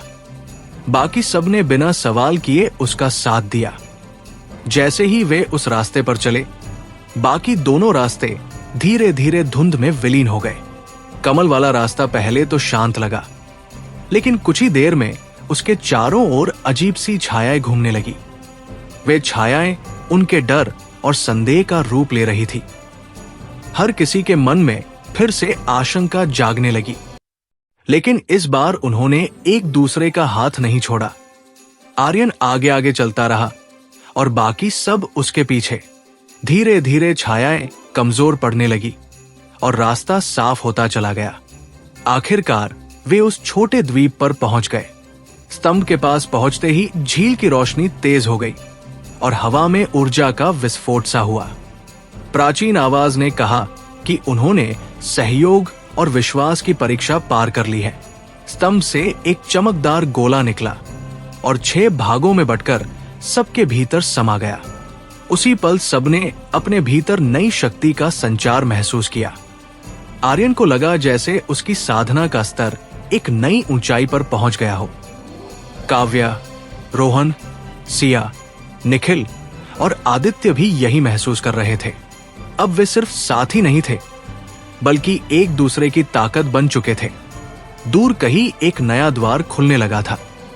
उनकी यात्रा अभी खत्म नहीं हुई थी, बल्कि अब असली कहानी शुरू होने वाली थी। द्वीप पर खड़े होकर जब आर्यन और उसके साथियों ने उस चमकदार गोले को अपने भीतर समाते हुए महसूस किया, तो कुछ पलों के लिए सभी की सांसें जैसे थम सी गई। वो ऊर्जा किसी साधारण शक्ति जैसी नहीं थी। वो शरीर के भीतर बहते खून, सांसों की लय और मन की गहराइयों तक उतरती चली जा रही थी। ऐसा लग रहा था मानो उनकी आत्मा के किसी बंद दरवाजे को किसी ने धीरे से खोल दिया हो। आर्यन ने आंखें बंद कर ली। उसके भीतर एक गर्म और ठंडी ऊर्जा एक साथ घूम रही थी। कभी वो आग की तरह तपती तो कभी नदी की तरह शांत हो जाती। उसे अपने दिल की धड़कन साफ सुनाई दे रही थी, जो अब पहले से कहीं ज्यादा स्थिर और गहरी लग रही थी। उसे एहसास हो गया कि ये सिर्फ शक्ति नहीं थी, बल्कि साधना के अगले स्तर का द्वार था। काव्या ने अपनी हथेलियों को देखा, जिन पर हल्की नीली चमक दौड़ रही थी। उसे लग रहा था जैसे उसकी इंद्रियां पहले से कहीं ज्यादा तेज हो गई हों। वो दूर खड़े रोहन की सांसों की आवाज तक सुन पा रही थी। सिया को अपने भीतर एक अजीब सी हल्कापन महसूस हो रहा था, मानो उसका शरीर अब हवा के साथ बह सकता हो। निखिल के मन में अनगिनत सूत्र और गणनाएं एक साथ चलने लगी थी, जैसे उसकी समझ अचानक कई गुना बढ़ गई हो। आदित्य को अपने भीतर एक मजबूत और अडिग शक्ति महसूस हो रही थी, जो उसे किसी भी मुश्किल का सामना करने का साहस दे रही थी। कुछ देर तक सभी बिना कुछ बोले वही खड़े रहे। उस स्थान की रोशनी धीरे धीरे मंद पड़ने लगी थी और झील का चमकता हुआ जल अब शांत होने लगा था। ऐसा लग रहा था जैसे ये जगह अपना उद्देश्य पूरा कर चुकी हो। तभी स्तंभ के ऊपर हल्की दरारें दिखाई देने लगी। पत्थर धीरे धीरे टूटने लगा और उसके अंदर से एक प्राचीन पट्टिका बाहर आई। वो हवा में तैरती हुई उनके सामने आकर रुक गई। पट्टिका पर अजीब से चिन्ह उकेरे हुए थे, लेकिन इस बार वे पहले की तरह अनजान नहीं लगे। निखिल ने ध्यान से उन्हें देखा और धीरे धीरे उनके अर्थ समझने लगा। उसने बाकी सबको बताया कि ये एक संदेश है जो भविष्य के मार्ग के बारे में संकेत दे रहा है। उस पर लिखा था कि जिसने सहयोग और संतुलन की शक्ति को समझ लिया है, वही अगले सत्य तक पहुंच सकता है। आगे का रास्ता बाहरी शत्रुओं से ज्यादा आंतरिक संघर्षों से भरा होगा। जो अपने डर, लालच और अहंकार को जीत लेगा, वही आगे बढ़ पाएगा। ये पढ़कर सभी कुछ गंभीर हो गए। आर्यन ने गहरी सांस ली। उसे लगा जैसे ये संदेश सीधे उसके दिल से बात कर रहा हो। उसने महसूस किया कि अब उनकी परीक्षा सिर्फ ताकत की नहीं होगी, बल्कि चरित्र की भी होगी। अचानक झील के दूसरी ओर एक नया द्वार उभरने लगा। ये पहले वाले द्वार से अलग था। इसमें न तो तेज रोशनी थी, न ही भारी ऊर्जा का दबाव। वो एक साधारण सा पत्थर का दरवाजा था, जिस पर हल्की सुनहरी रेखाएं बनी थी। जैसे ही वे उसकी ओर बढ़े, आसपास का वातावरण बदलने लगा। हवा भारी होने लगी और हर कदम के साथ उन्हें ऐसा महसूस होने लगा जैसे कोई अदृश्य शक्ति उनके मन को टटोल रही हो। रास्ते में चलते हुए रोहन के चेहरे पर अचानक चिंता उभर आई। उसे अपने बचपन की एक पुरानी याद सताने लगी, जब वो एक कठिन समय में अपने परिवार की मदद नहीं कर पाया था। वो अपराध बोध से भर गया और उसके कदम धीमे पड़ने लगे। काव्या को भी अपने मन में एक डर महसूस हुआ। उसे हमेशा ये डर रहा था कि कहीं वो दूसरों से पीछे न रह जाए। ये भावना अब और तीव्र हो गई थी। सिया के मन में अपने अतीत की एक पीड़ा उभर आई, जिसे वो हमेशा छुपाती आई थी। आदित्य को अपने भीतर अहंकार की एक लहर महसूस हुई, जो उसे ये सोचने पर मजबूर कर रही थी कि अब वो सबसे मजबूत बन चुका है। निखिल भी भ्रमित होने लगा। उसके मन में ये विचार आने लगा कि क्या वो सच में इस यात्रा के लिए बना है या नहीं। सबके चेहरे बदलने लगे थे। आर्यन ने ये सब महसूस किया। उसे भी अपने भीतर पुराने डर और असुरक्षाएं उठती हुई महसूस हो रही थी, लेकिन उसने खुद को संभाला। उसने समझ लिया कि यह रास्ता उनके मन की परीक्षा ले रहा है। उसने चलते हुए कहा कि उन्हें याद रखना चाहिए कि वे यहां क्यों आए हैं। वे अकेले नहीं हैं और न ही किसी से बेहतर साबित करने के लिए लड़ रहे हैं। उनका लक्ष्य साथ मिलकर आगे बढ़ना है उसकी बातों का असर हुआ। काव्या ने गहरी सांस लेकर अपने डर को शांत किया।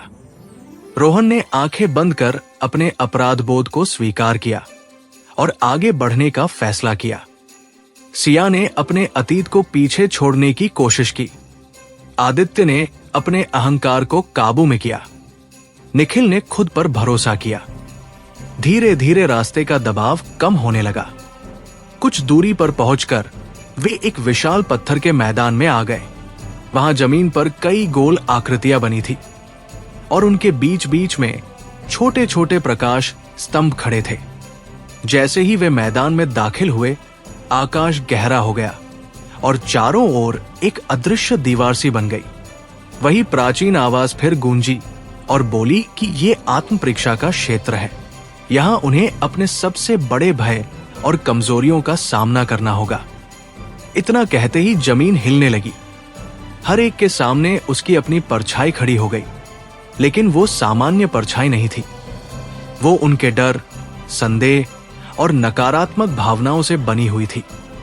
आर्यन के सामने उसका एक दूसरा रूप खड़ा था, जिसकी आंखों में घमंड और क्रोध भरा हुआ था। वो रूप उसे कमजोर और असफल कह रहा था। काव्या के सामने उसका डरपोक रूप था, जो उसे बार बार पीछे हटने के लिए कह रहा था। रोहन के सामने अपराध बोध से भरा रूप खड़ा था। सिया, निखिल और आदित्य के सामने भी उनके भीतर छुपे अंधेरे रूप प्रकट हो गए। अब असली लड़ाई शुरू होने वाली थी। ये लड़ाई तलवारों या मुट्ठियों से नहीं, बल्कि मन और आत्मा की शक्ति से लड़ी जानी थी। और यही तय करने वाली थी कि वे आगे बढ़ने के योग्य हैं या नहीं। अंधेरे से बने उन प्रतिरूपों के सामने खड़े होकर आर्यन और उसके साथी कुछ पलों के लिए बिल्कुल स्तब्ध रह गए। ये कोई साधारण शत्रु नहीं था जिसे मुट्ठी या तलवार से हराया जा सके। ये उनके अपने ही मन के आईने थे, जिनमें वर्षों से दबाए गए डर, पछतावे, लालच और अहंकार साकार होकर खड़े थे। हवा में अजीब सी भारी गूंज फैल गई थी, जैसे हर धड़कन किसी अनदेखी शक्ति द्वारा सुनी जा रही हो। आर्यन के सामने खड़ा उसका दूसरा रूप धीरे धीरे मुस्कराया। उसकी मुस्कान में उपहास था और आंखों में घमंड। वो उसे कमजोर, भ्रमित और असफल बताने लगा। उसे याद दिलाने लगा कि कैसे कई बार वो डर के कारण पीछे हट गया था, कैसे उसने खुद पर भरोसा नहीं किया था और कैसे वो हमेशा दूसरों की उम्मीदों का बोझ ढोता रहा था। वो आवाज आर्यन के मन के भीतर गूंजने लगी और उसे लगने लगा कि शायद ये सब सच है। काव्या का प्रतिरूप उसके चारों ओर घूमने लगा। वो बार बार उसे दिखा रहा था कि कैसे वो दूसरों से तुलना करके खुद को छोटा समझती रही है, कैसे उसे हमेशा ये डर सताता रहा है कि वो कहीं पीछे न रह जाए। वो परछाई उसकी कमजोरियों को उभार कर उसे भीतर से तोड़ने की कोशिश कर रही थी। रोहन के सामने खड़ा उसका अंधेरा रूप उसे उसके पुराने अपराध बोध की याद दिला रहा था। वो बार बार कह रहा था कि वो कभी अपने परिवार की उम्मीदों पर खरा नहीं उतर पाया, कि उसने हमेशा खुद को माफ नहीं किया। उसकी आंखों में दर्द और निराशा भर गई। सिया के सामने उसका रूप उसकी पुरानी पीड़ा को कुरेद रहा था।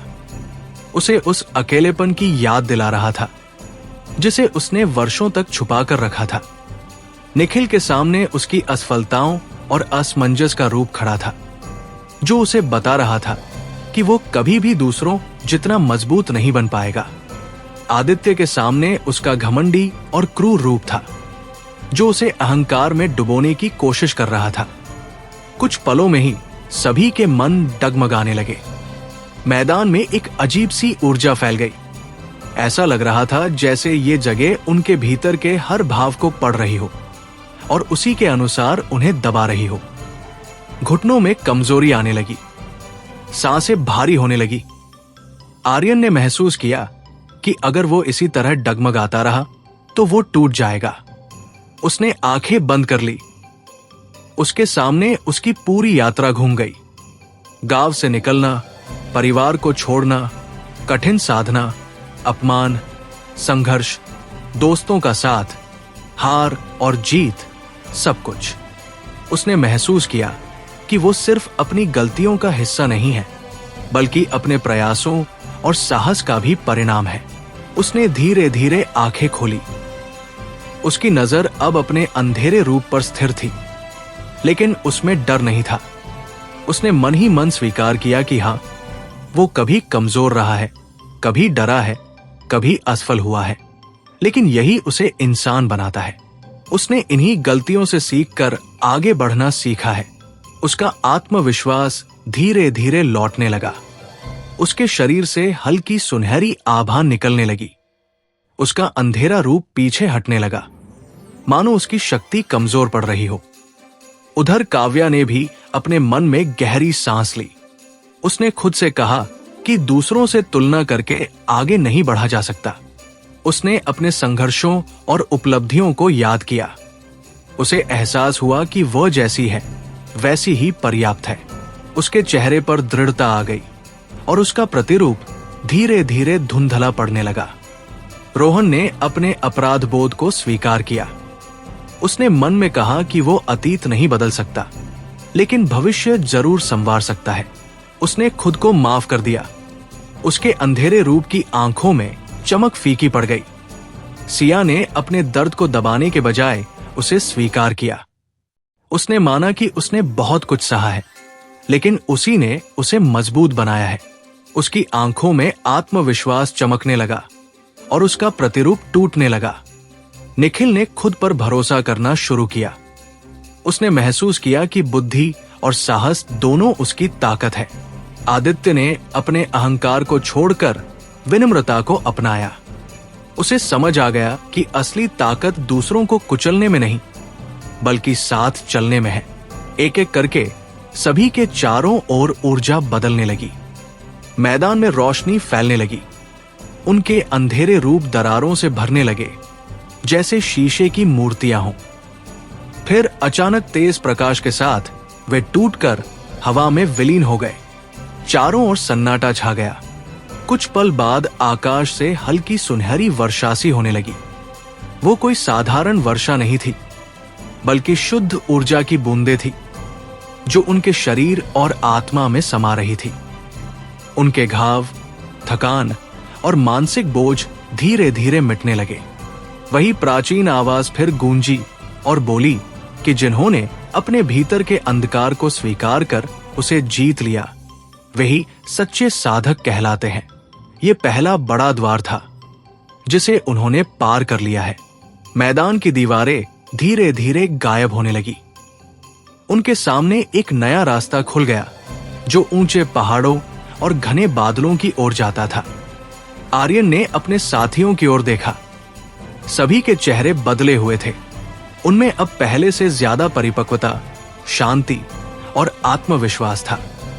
वे सिर्फ शक्तिशाली नहीं हुए थे, बल्कि भीतर से भी मजबूत बन गए थे। बिना कुछ कहे वे एक दूसरे की आंखों में समझ और भरोसा पढ़कर आगे बढ़ने लगे, क्योंकि अब वे जानते थे कि असली दुश्मन बाहर नहीं, बल्कि भीतर होता है, और उसे जीतना ही सबसे बड़ी विजय है। पहला आंतरिक द्वार पार करने के बाद आर्यन और उसके साथी धीरे धीरे उस नए मार्ग पर आगे बढ़ने लगे, जो ऊंचे पहाड़ों और घने बादलों के बीच से होकर गुजरता था। रास्ता अब पहले की तरह सीधा और स्पष्ट नहीं था। कहीं कहीं पत्थर इतने फिसलन भरे थे कि पैर रखते ही शरीर डगमगाने लगता, तो कहीं तेज हवा के झोंके उन्हें पीछे धकेलने की कोशिश करते। वातावरण में एक रहस्यमय सन्नाटा था, जैसे पूरी प्रकृति उनकी परीक्षा ले रही हो। दूर दूर तक फैली धुंध में कभी कभी किसी अनजान प्राणी की परछाई दिखाई देती और फिर पल भर में गायब हो जाती। आर्यन सबसे आगे चल रहा था। उसके कदम अब पहले से कहीं अधिक स्थिर थे। भीतर की लड़ाई जीतने के बाद उसके मन में एक नया आत्मविश्वास जम ले चुका था। वो जान चुका था कि चाहे बाहर कितनी भी कठिनाइयां क्यों न हो, अगर मन मजबूत है तो कोई भी बाधा अजेय नहीं होती। उसके पीछे काव्या, रोहन, सिया, निखिल और आदित्य चुपचाप चलते जा रहे थे। सभी अपने अपने अनुभवों में डूबे हुए थे, लेकिन उनकी आंखों में अब डर के बजाय दृढ़ निश्चय झलक रहा था। कुछ दूर चलने के बाद रास्ता अचानक दो हिस्सों में बंट गया। एक रास्ता नीचे गहरी घाटी की ओर उतरता था, जहां से पानी के बहने की तेज आवाज आ रही थी, और दूसरा रास्ता ऊपर की ओर चढ़ता था, जो बादलों में खो जाता था। दोनों ही रास्ते खतरनाक लग रहे थे। घाटी वाला रास्ता देखने में आसान था, लेकिन नीचे गिरने का खतरा साफ दिखाई दे रहा था। ऊपर वाला रास्ता बहुत कठिन और थकाने वाला लग रहा था, लेकिन उसमें एक अजीब सी शक्ति का एहसास हो रहा था। सभी कुछ देर तक वही खड़े रहे। आर्यन ने चारों ओर देखा और फिर अपने भीतर उठती अनुभूति को महसूस किया। उसे लग रहा था कि ऊपर वाला रास्ता सिर्फ शरीर की नहीं, बल्कि आत्मा की भी परीक्षा लेगा। नीचे का रास्ता शायद आसान लगे, लेकिन वो उन्हें कहीं न कहीं भटका सकता है। उसने अपने साथियों की ओर देखा और बिना ज्यादा सोचे इशारे से ऊपर वाले रास्ते की ओर बढ़ गया। बाकी सभी ने भी बिना सवाल किए उसका साथ दिया। जैसे ही वे ऊपर चढ़ने लगे, हवा और तेज हो गई।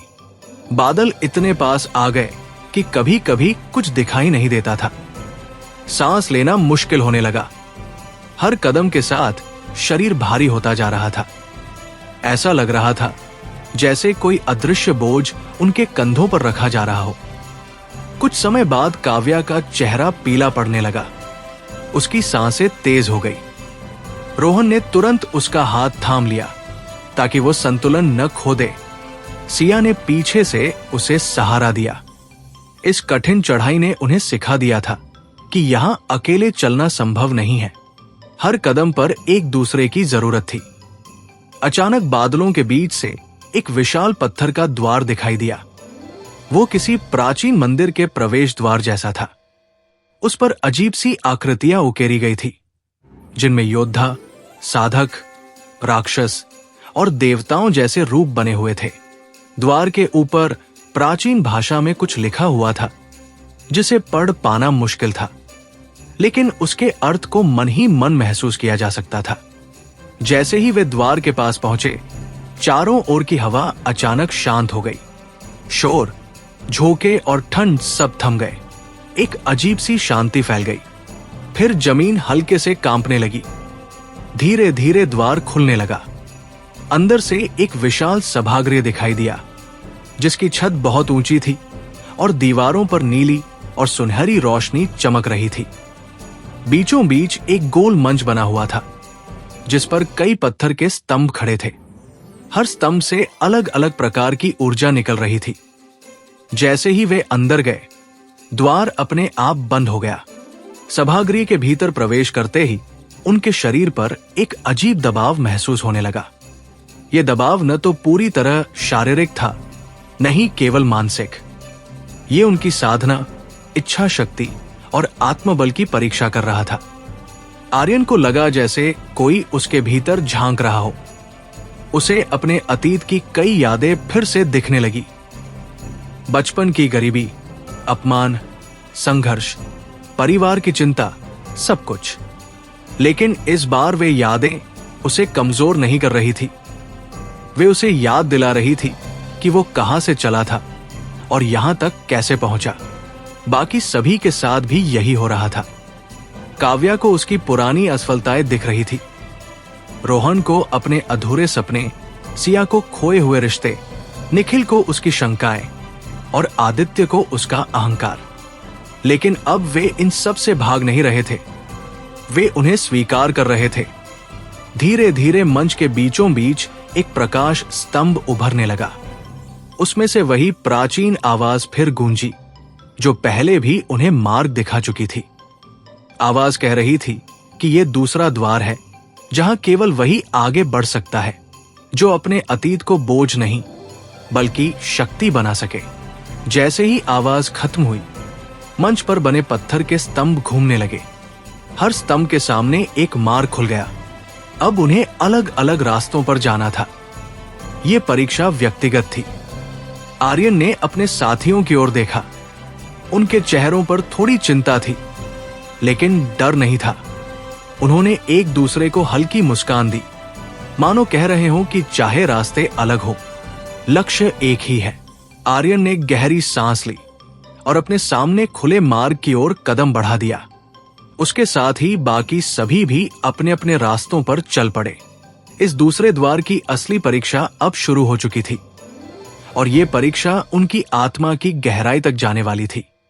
आर्यन जैसे ही अपने सामने खुले मार्ग पर आगे बढ़ा, उसके कदम अपने आप धीमे हो गए। ये रास्ता बाकी सभी से अलग था। यहां न तो तेज हवा थी, न ही घनी धुंध। चारों ओर हल्की नीली रोशनी फैली हुई थी जो जमीन से उठती हुई प्रतीत हो रही थी। रास्ता चिकना और चमकदार था, मानो किसी ने इसे लंबे समय तक साधना की शक्ति से तराशा हो। चलते हुए उसे ऐसा महसूस हो रहा था जैसे वह किसी साधारण स्थान पर नहीं, बल्कि किसी दूसरे ही लोक में प्रवेश कर चुका हो। कुछ ही दूर चलने पर उसने देखा कि रास्ता एक विशाल खुले मैदान में बदल गया है।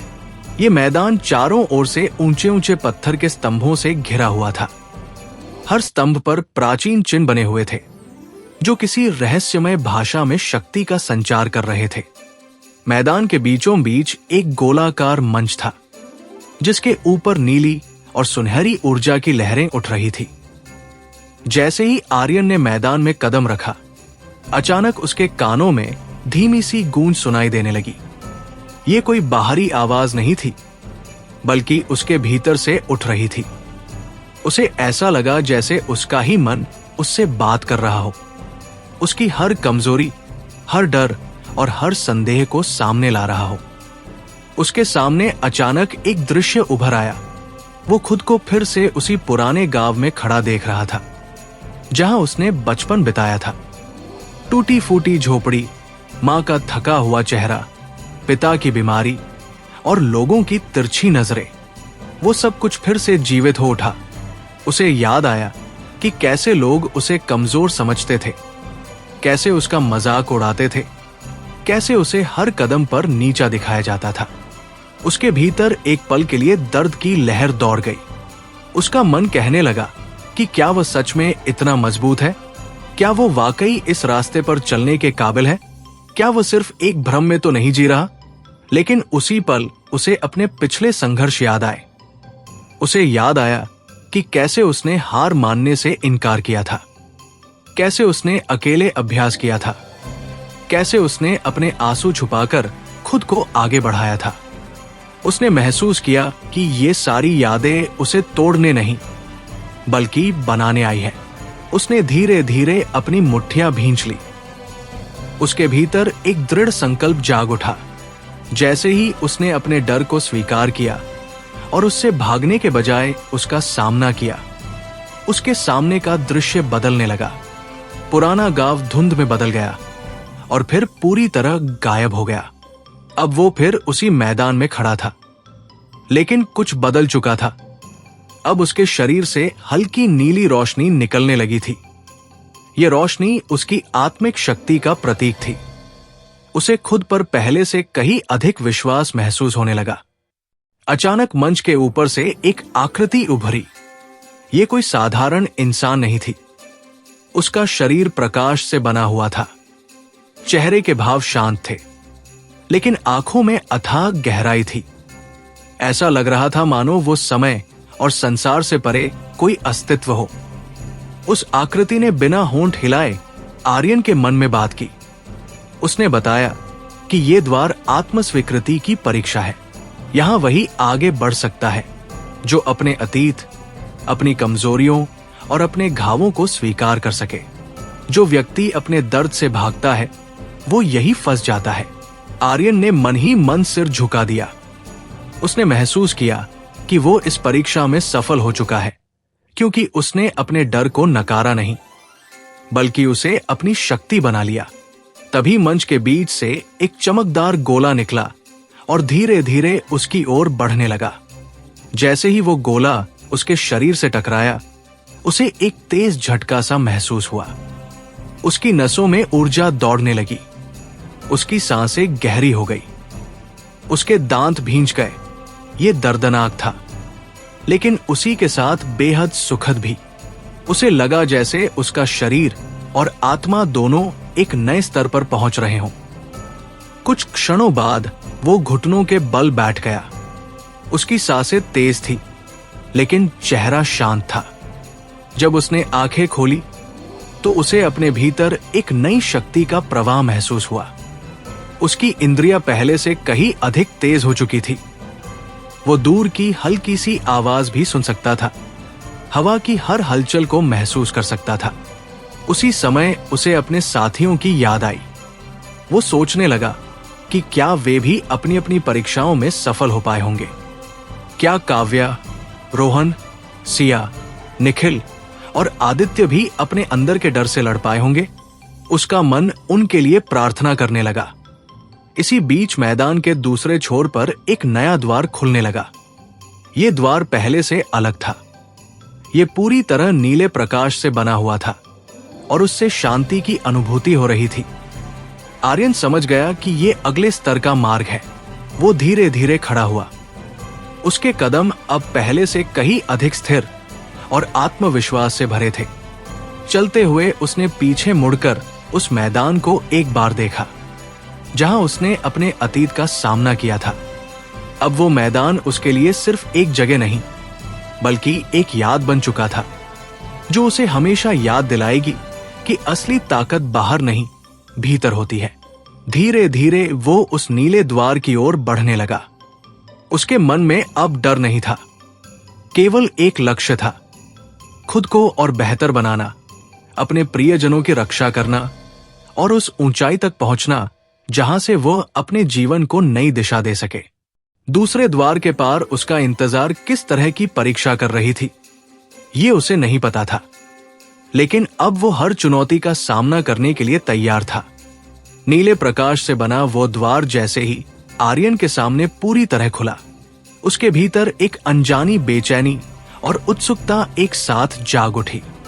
वो कुछ क्षण वही खड़ा रहा, अपनी तेज होती सांसों को शांत करने की कोशिश करता हुआ। पिछले स्तर पर उसने अपने अतीत और डर का सामना किया था, लेकिन वह जानता था कि ये यात्रा यही खत्म नहीं होने वाली। हर नया द्वार एक नई परीक्षा लेकर आता है और हर परीक्षा उसके धैर्य, साहस और आत्मबल को और गहराई से परखने के लिए होती है। उसने धीरे धीरे आगे कदम बढ़ाया और जैसे ही वो उस नीले द्वार के भीतर प्रवेश कर गया, उसके चारों ओर का दृश्य पल भर में बदल गया। अब वो एक विशाल घाटी के बीच खड़ा था। चारों ओर ऊंचे ऊंचे पर्वत थे, जिनकी चोटियां बादलों में छिपी हुई थी। नीचे गहरी खाइयां थी, जिनमें से ठंडी हवा सीटी बजाती हुई ऊपर उठ रही थी। आसमान हल्का बैंगनी और नीले रंग का मिश्रण था, मानो ये कोई साधारण आकाश न होकर किसी और लोक का दृश्य हो। जमीन पर चमकते हुए पत्थर बिखरे पड़े थे, जिनसे हल्की रोशनी निकल रही थी। यह स्थान बेहद सुंदर था, लेकिन उतना ही खतरनाक भी। आर्यन को अपने दिल की धड़कन साफ सुनाई दे रही थी। उसे एहसास हो रहा था कि ये जगह उसकी शारीरिक शक्ति से ज्यादा उसके मानसिक संतुलन की परीक्षा लेने वाली है। जैसे ही उसने चारों ओर नजर दौड़ाई, उसे सामने एक संकरा पुल दिखाई दिया। वह पुल दो पर्वतों के बीच बना हुआ था और नीचे सैकड़ों मीटर गहरी खाई थी। पुल पत्थर और ऊर्जा से मिलकर बना था, लेकिन देखने में बहुत नाजुक लग रहा था। हल्की हवा के साथ वो धीरे धीरे हिल भी रहा था। आर्यन समझ गया कि आगे बढ़ने का यही एकमात्र रास्ता है। उसने गहरी सांस ली और पुल की ओर बढ़ गया। पहला कदम रखते ही उसे हल्का सा झटका महसूस हुआ। पुल पर कदम रखते ही उसके पैरों के नीचे से ऊर्जा की तरंगे उठने लगी, मानो ये पुल उसके मन की स्थिति को महसूस कर रहा हो। जैसे जैसे वो आगे बढ़ता गया, उसके दिमाग में अजीब अजीब ख्याल आने लगे। कभी उसे लगा कि वो गिर रहा है, कभी उसे अपने शरीर के टूटने का एहसास हुआ, कभी उसे अपने प्रियजनों को खोने का डर सताने लगा। ये सब वास्तविक नहीं थे, लेकिन इतने सजीव थे कि कुछ पल के लिए वो भ्रम में पड़ जाता। उसका मन बार बार कह रहा था कि वापस लौट चलो, ये रास्ता बहुत खतरनाक है, यहां से आगे जाना बेवकूफी है। लेकिन फिर उसे अपनी मां की मुस्कान, अपने पिता की उम्मीदें चूई हुए। अब काव्या की याद आई। जो हमेशा उस पर भरोसा करती थी। उसे अपने दोस्तों की मेहनत और संघर्ष भी याद आया। उसने खुद से कहा कि अगर वो यहां हार मान गया तो अब तक की सारी मेहनत बेकार हो जाएगी। उसने अपने कदम और मजबूत कर लिए। धीरे धीरे वो पुल के बीचों बीच पहुंच गया। यहीं पर अचानक जोर की हवा चली। हवा इतनी तेज थी कि उसका शरीर डगमगा गया। उसके पैर फिसले और वो लगभग गिर ही गया। किसी तरह उसने संतुलन बनाया और नीचे झुककर पुल को पकड़ लिया। उसका दिल तेजी से धड़क रहा था। नीचे गहरी खाई देखकर उसकी रूह कांप गई, लेकिन उसने अपनी आंखें बंद की और कुछ पल शांत रहने की कोशिश की। उसने अपनी सांसों पर ध्यान केंद्रित किया और मन को स्थिर किया। धीरे धीरे उसका डर कम होने लगा। जब उसने फिर आंखें खोली तो उसे एहसास हुआ कि हवा अब उतनी तेज नहीं रही। यह भी एक परीक्षा थी, डर को जीतने की। वो फिर खड़ा हुआ और आगे बढ़ने लगा। कुछ ही दूर जाने पर उसने देखा कि पुल के दूसरे सिरे पर एक विशाल द्वार बना हुआ है, जिस पर स्वर्ण अक्षरों में कुछ लिखा हुआ था। वो शब्द धीरे धीरे चमक रहे थे।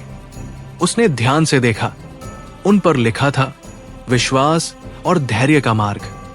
आर्यन के चेहरे पर हल्की मुस्कान आ गई।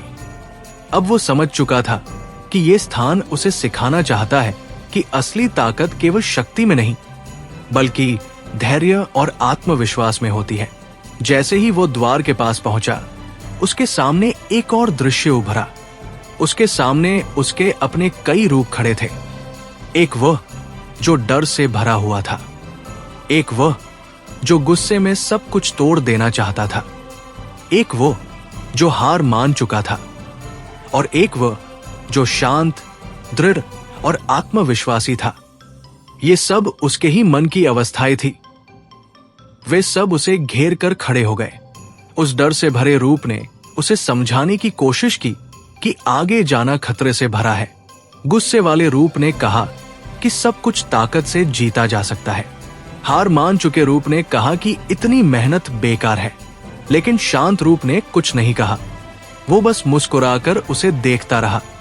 आर्यन समझ गया कि उसे किसे चुनना है। उसने धीरे धीरे आगे बढ़कर उस शांत रूप को गले लगा लिया। जैसे ही उसने ऐसा किया, बाकी सभी रूप धुंध में बदलकर गायब हो गए। उसके भीतर एक गहरी शांति फैल गई। उसी क्षण वो स्वर्ण द्वार अपने आप खुल गया। अंदर से सुनहरी रोशनी बाहर फैलने लगी। जैसे ही आर्यन ने उसमें कदम रखा, उसे लगा जैसे उसके शरीर और आत्मा पर कोई बोझ नहीं रहा। वो हल्का महसूस करने लगा, जैसे उसने खुद को एक नई ऊंचाई पर पहुंचा लिया हो। अब वो सिर्फ एक साधारण साधक नहीं रहा था। वो धीरे धीरे एक सच्चे योद्धा और साधक में बदल रहा था। और वो जानता था कि आगे की राह और भी कठिन होगी, लेकिन अब वो हर परीक्षा का सामना पूरे विश्वास और धैर्य के साथ करेगा। यही उसकी असली जीत थी। स्वर्ण द्वार से बाहर निकलते ही आर्यन को ऐसा महसूस हुआ जैसे वो किसी नई दुनिया में प्रवेश कर चुका हो। पीछे छूट चुकी घाटी, पुल और आत्मसंघर्ष अब केवल यादों का हिस्सा बन चुके थे, लेकिन उनके प्रभाव उसके मन और शरीर पर गहराई से अंकित थे। सामने फैला हुआ दृश्य पहले से बिल्कुल अलग था। यह स्थान किसी रहस्यमयी उपवन जैसा लग रहा था, जहां चारों ओर हरे भरे वृक्ष, चमकती हुई बेलें और हल्की नीली रोशनी से भरे फूल फैले हुए थे। हवा में एक मीठी सी खुशबू घुली हुई थी, जो मन को शांत कर देती थी। हर सांस के साथ आर्यन को लग रहा था कि उसकी थकान धीरे धीरे मिटती जा रही है। उसने कुछ कदम आगे बढ़ाए तो महसूस किया कि जमीन पर हल्की गर्माहट है, मानो धरती स्वयं जीवित हो और उसकी ऊर्जा को सहारा दे रही हो। उसके पैरों के नीचे से हल्की हल्की तरंगे उठती थी, जो सीधे उसके शरीर में प्रवेश कर जाती थी। ये साधारण जगह नहीं थी, बल्कि साधना और आत्मविकास के लिए बनाई गई एक विशेष भूमि थी। आर्यन समझ गया कि यह स्थान उसके लिए इनाम भी है और अगली परीक्षा की तैयारी भी। वो धीरे धीरे आगे बढ़ता रहा। उसके मन में बीते हुए संघर्ष घूम रहे थे। काव्या की चिंता, परिवार की उम्मीदें, गुरुजी की सीख और चू परिवार। अब आर्यन के लिए वो सब केवल बीते हुए रिश्ते नहीं थे, बल्कि उसकी ताकत का स्रोत बन चुके थे। हर दर्द, हर अपमान, हर संघर्ष ने उसे मजबूत बनाया था। उसे पहली बार एहसास हुआ कि इंसान तब तक कमजोर रहता है जब तक वो अपने अनुभवों को बोझ समझता है। जिस दिन वह उन्हें अपनी ताकत बना लेता है, उसी दिन वो आगे बढ़ जाता है। कुछ दूरी पर उसे एक विशाल कमलनुमा मंच दिखाई दिया। वो मंच हवा में हल्का सा तैरता हुआ प्रतीत हो रहा था और उसके चारों ओर 7 अलग अलग रंगों की आभा घूम रही थी। मंच के बीचों बीच एक पत्थर का स्तंभ खड़ा था, जिस पर प्राचीन लिपि में कुछ लिखा हुआ था। अक्षर धीरे धीरे चमक रहे थे, जैसे वे जीवित हो। आर्यन मंच के पास पहुंचा और ध्यान से पढ़ने की कोशिश करने लगा। उसे पूरी भाषा तो समझ नहीं आई, लेकिन भाव स्पष्ट था।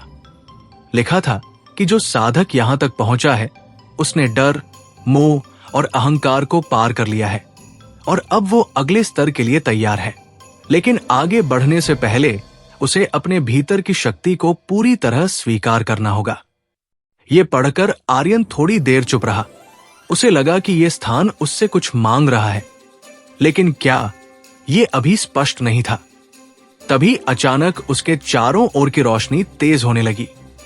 हवा में कंपन फैल गया, जमीन हल्की हल्की कांपने लगी और अगले ही पल उसके सामने एक विशाल आकृति प्रकट हो गई। वो कोई साधारण प्राणी नहीं था। उसका शरीर नीली और सुनहरी ऊर्जा से बना हुआ था। उसकी आंखें तारों की तरह चमक रही थी और उसकी आवाज सीधे मन में गूंज रही थी। वह इस स्थान का रक्षक था, एक आत्मिक संरक्षक, जिसे केवल वही देख सकता था जिसने अंदर से खुद को मजबूत बना लिया हो। उस आकृति ने आर्यन को ध्यान से देखा, जैसे उसकी आत्मा को पढ़ रही हो। आर्यन के भीतर हल्की घबराहट हुई, लेकिन उसने खुद को संभाला। उसे एहसास हो गया कि ये उसकी अंतिम परीक्षा है। उस रक्षक की ऊर्जा अचानक तेज हो गई और चारों ओर लहराने लगी। ये कोई साधारण युद्ध नहीं था। ये न तो केवल शरीर की लड़ाई थी और न ही केवल मन की। ये आत्मा की परीक्षा थी। आर्यन ने आंखें बंद की और अपनी सांसों को स्थिर किया। उसने अपने भीतर की ऊर्जा को महसूस किया। वो ऊर्जा जो उसने कठिन साधना, दर्द, अपमान और मेहनत से अर्जित की थी। धीरे धीरे उसका शरीर हल्की रोशनी से घिरने लगा। रक्षक ने पहला प्रहार किया। ऊर्जा की एक लहर बिजली की तरह उसकी ओर बढ़ी। आर्यन ने पीछे हटने के बजाय सामने बढ़कर उसका सामना किया। उसने अपनी हथेलियां आगे बढ़ाई और भीतर की शक्ति को केंद्रित किया। ऊर्जा टकराई और जोरदार कंपन हुआ। हवा फटने जैसी आवाज आई, लेकिन आर्यन पीछे नहीं हटा। उसका आत्मविश्वास बढ़ने लगा। अब वो समझ चुका था कि ये लड़ाई जीतने के लिए ताकत से ज्यादा भरोसे की जरूरत है। रक्षक लगातार प्रहार करता रहा। कभी तेज प्रकाश की धाराएं, कभी भारी दबाव, कभी भ्रम पैदा करने वाली तरंगे। कई बार आर्यन को लगा कि वो हार जाएगा।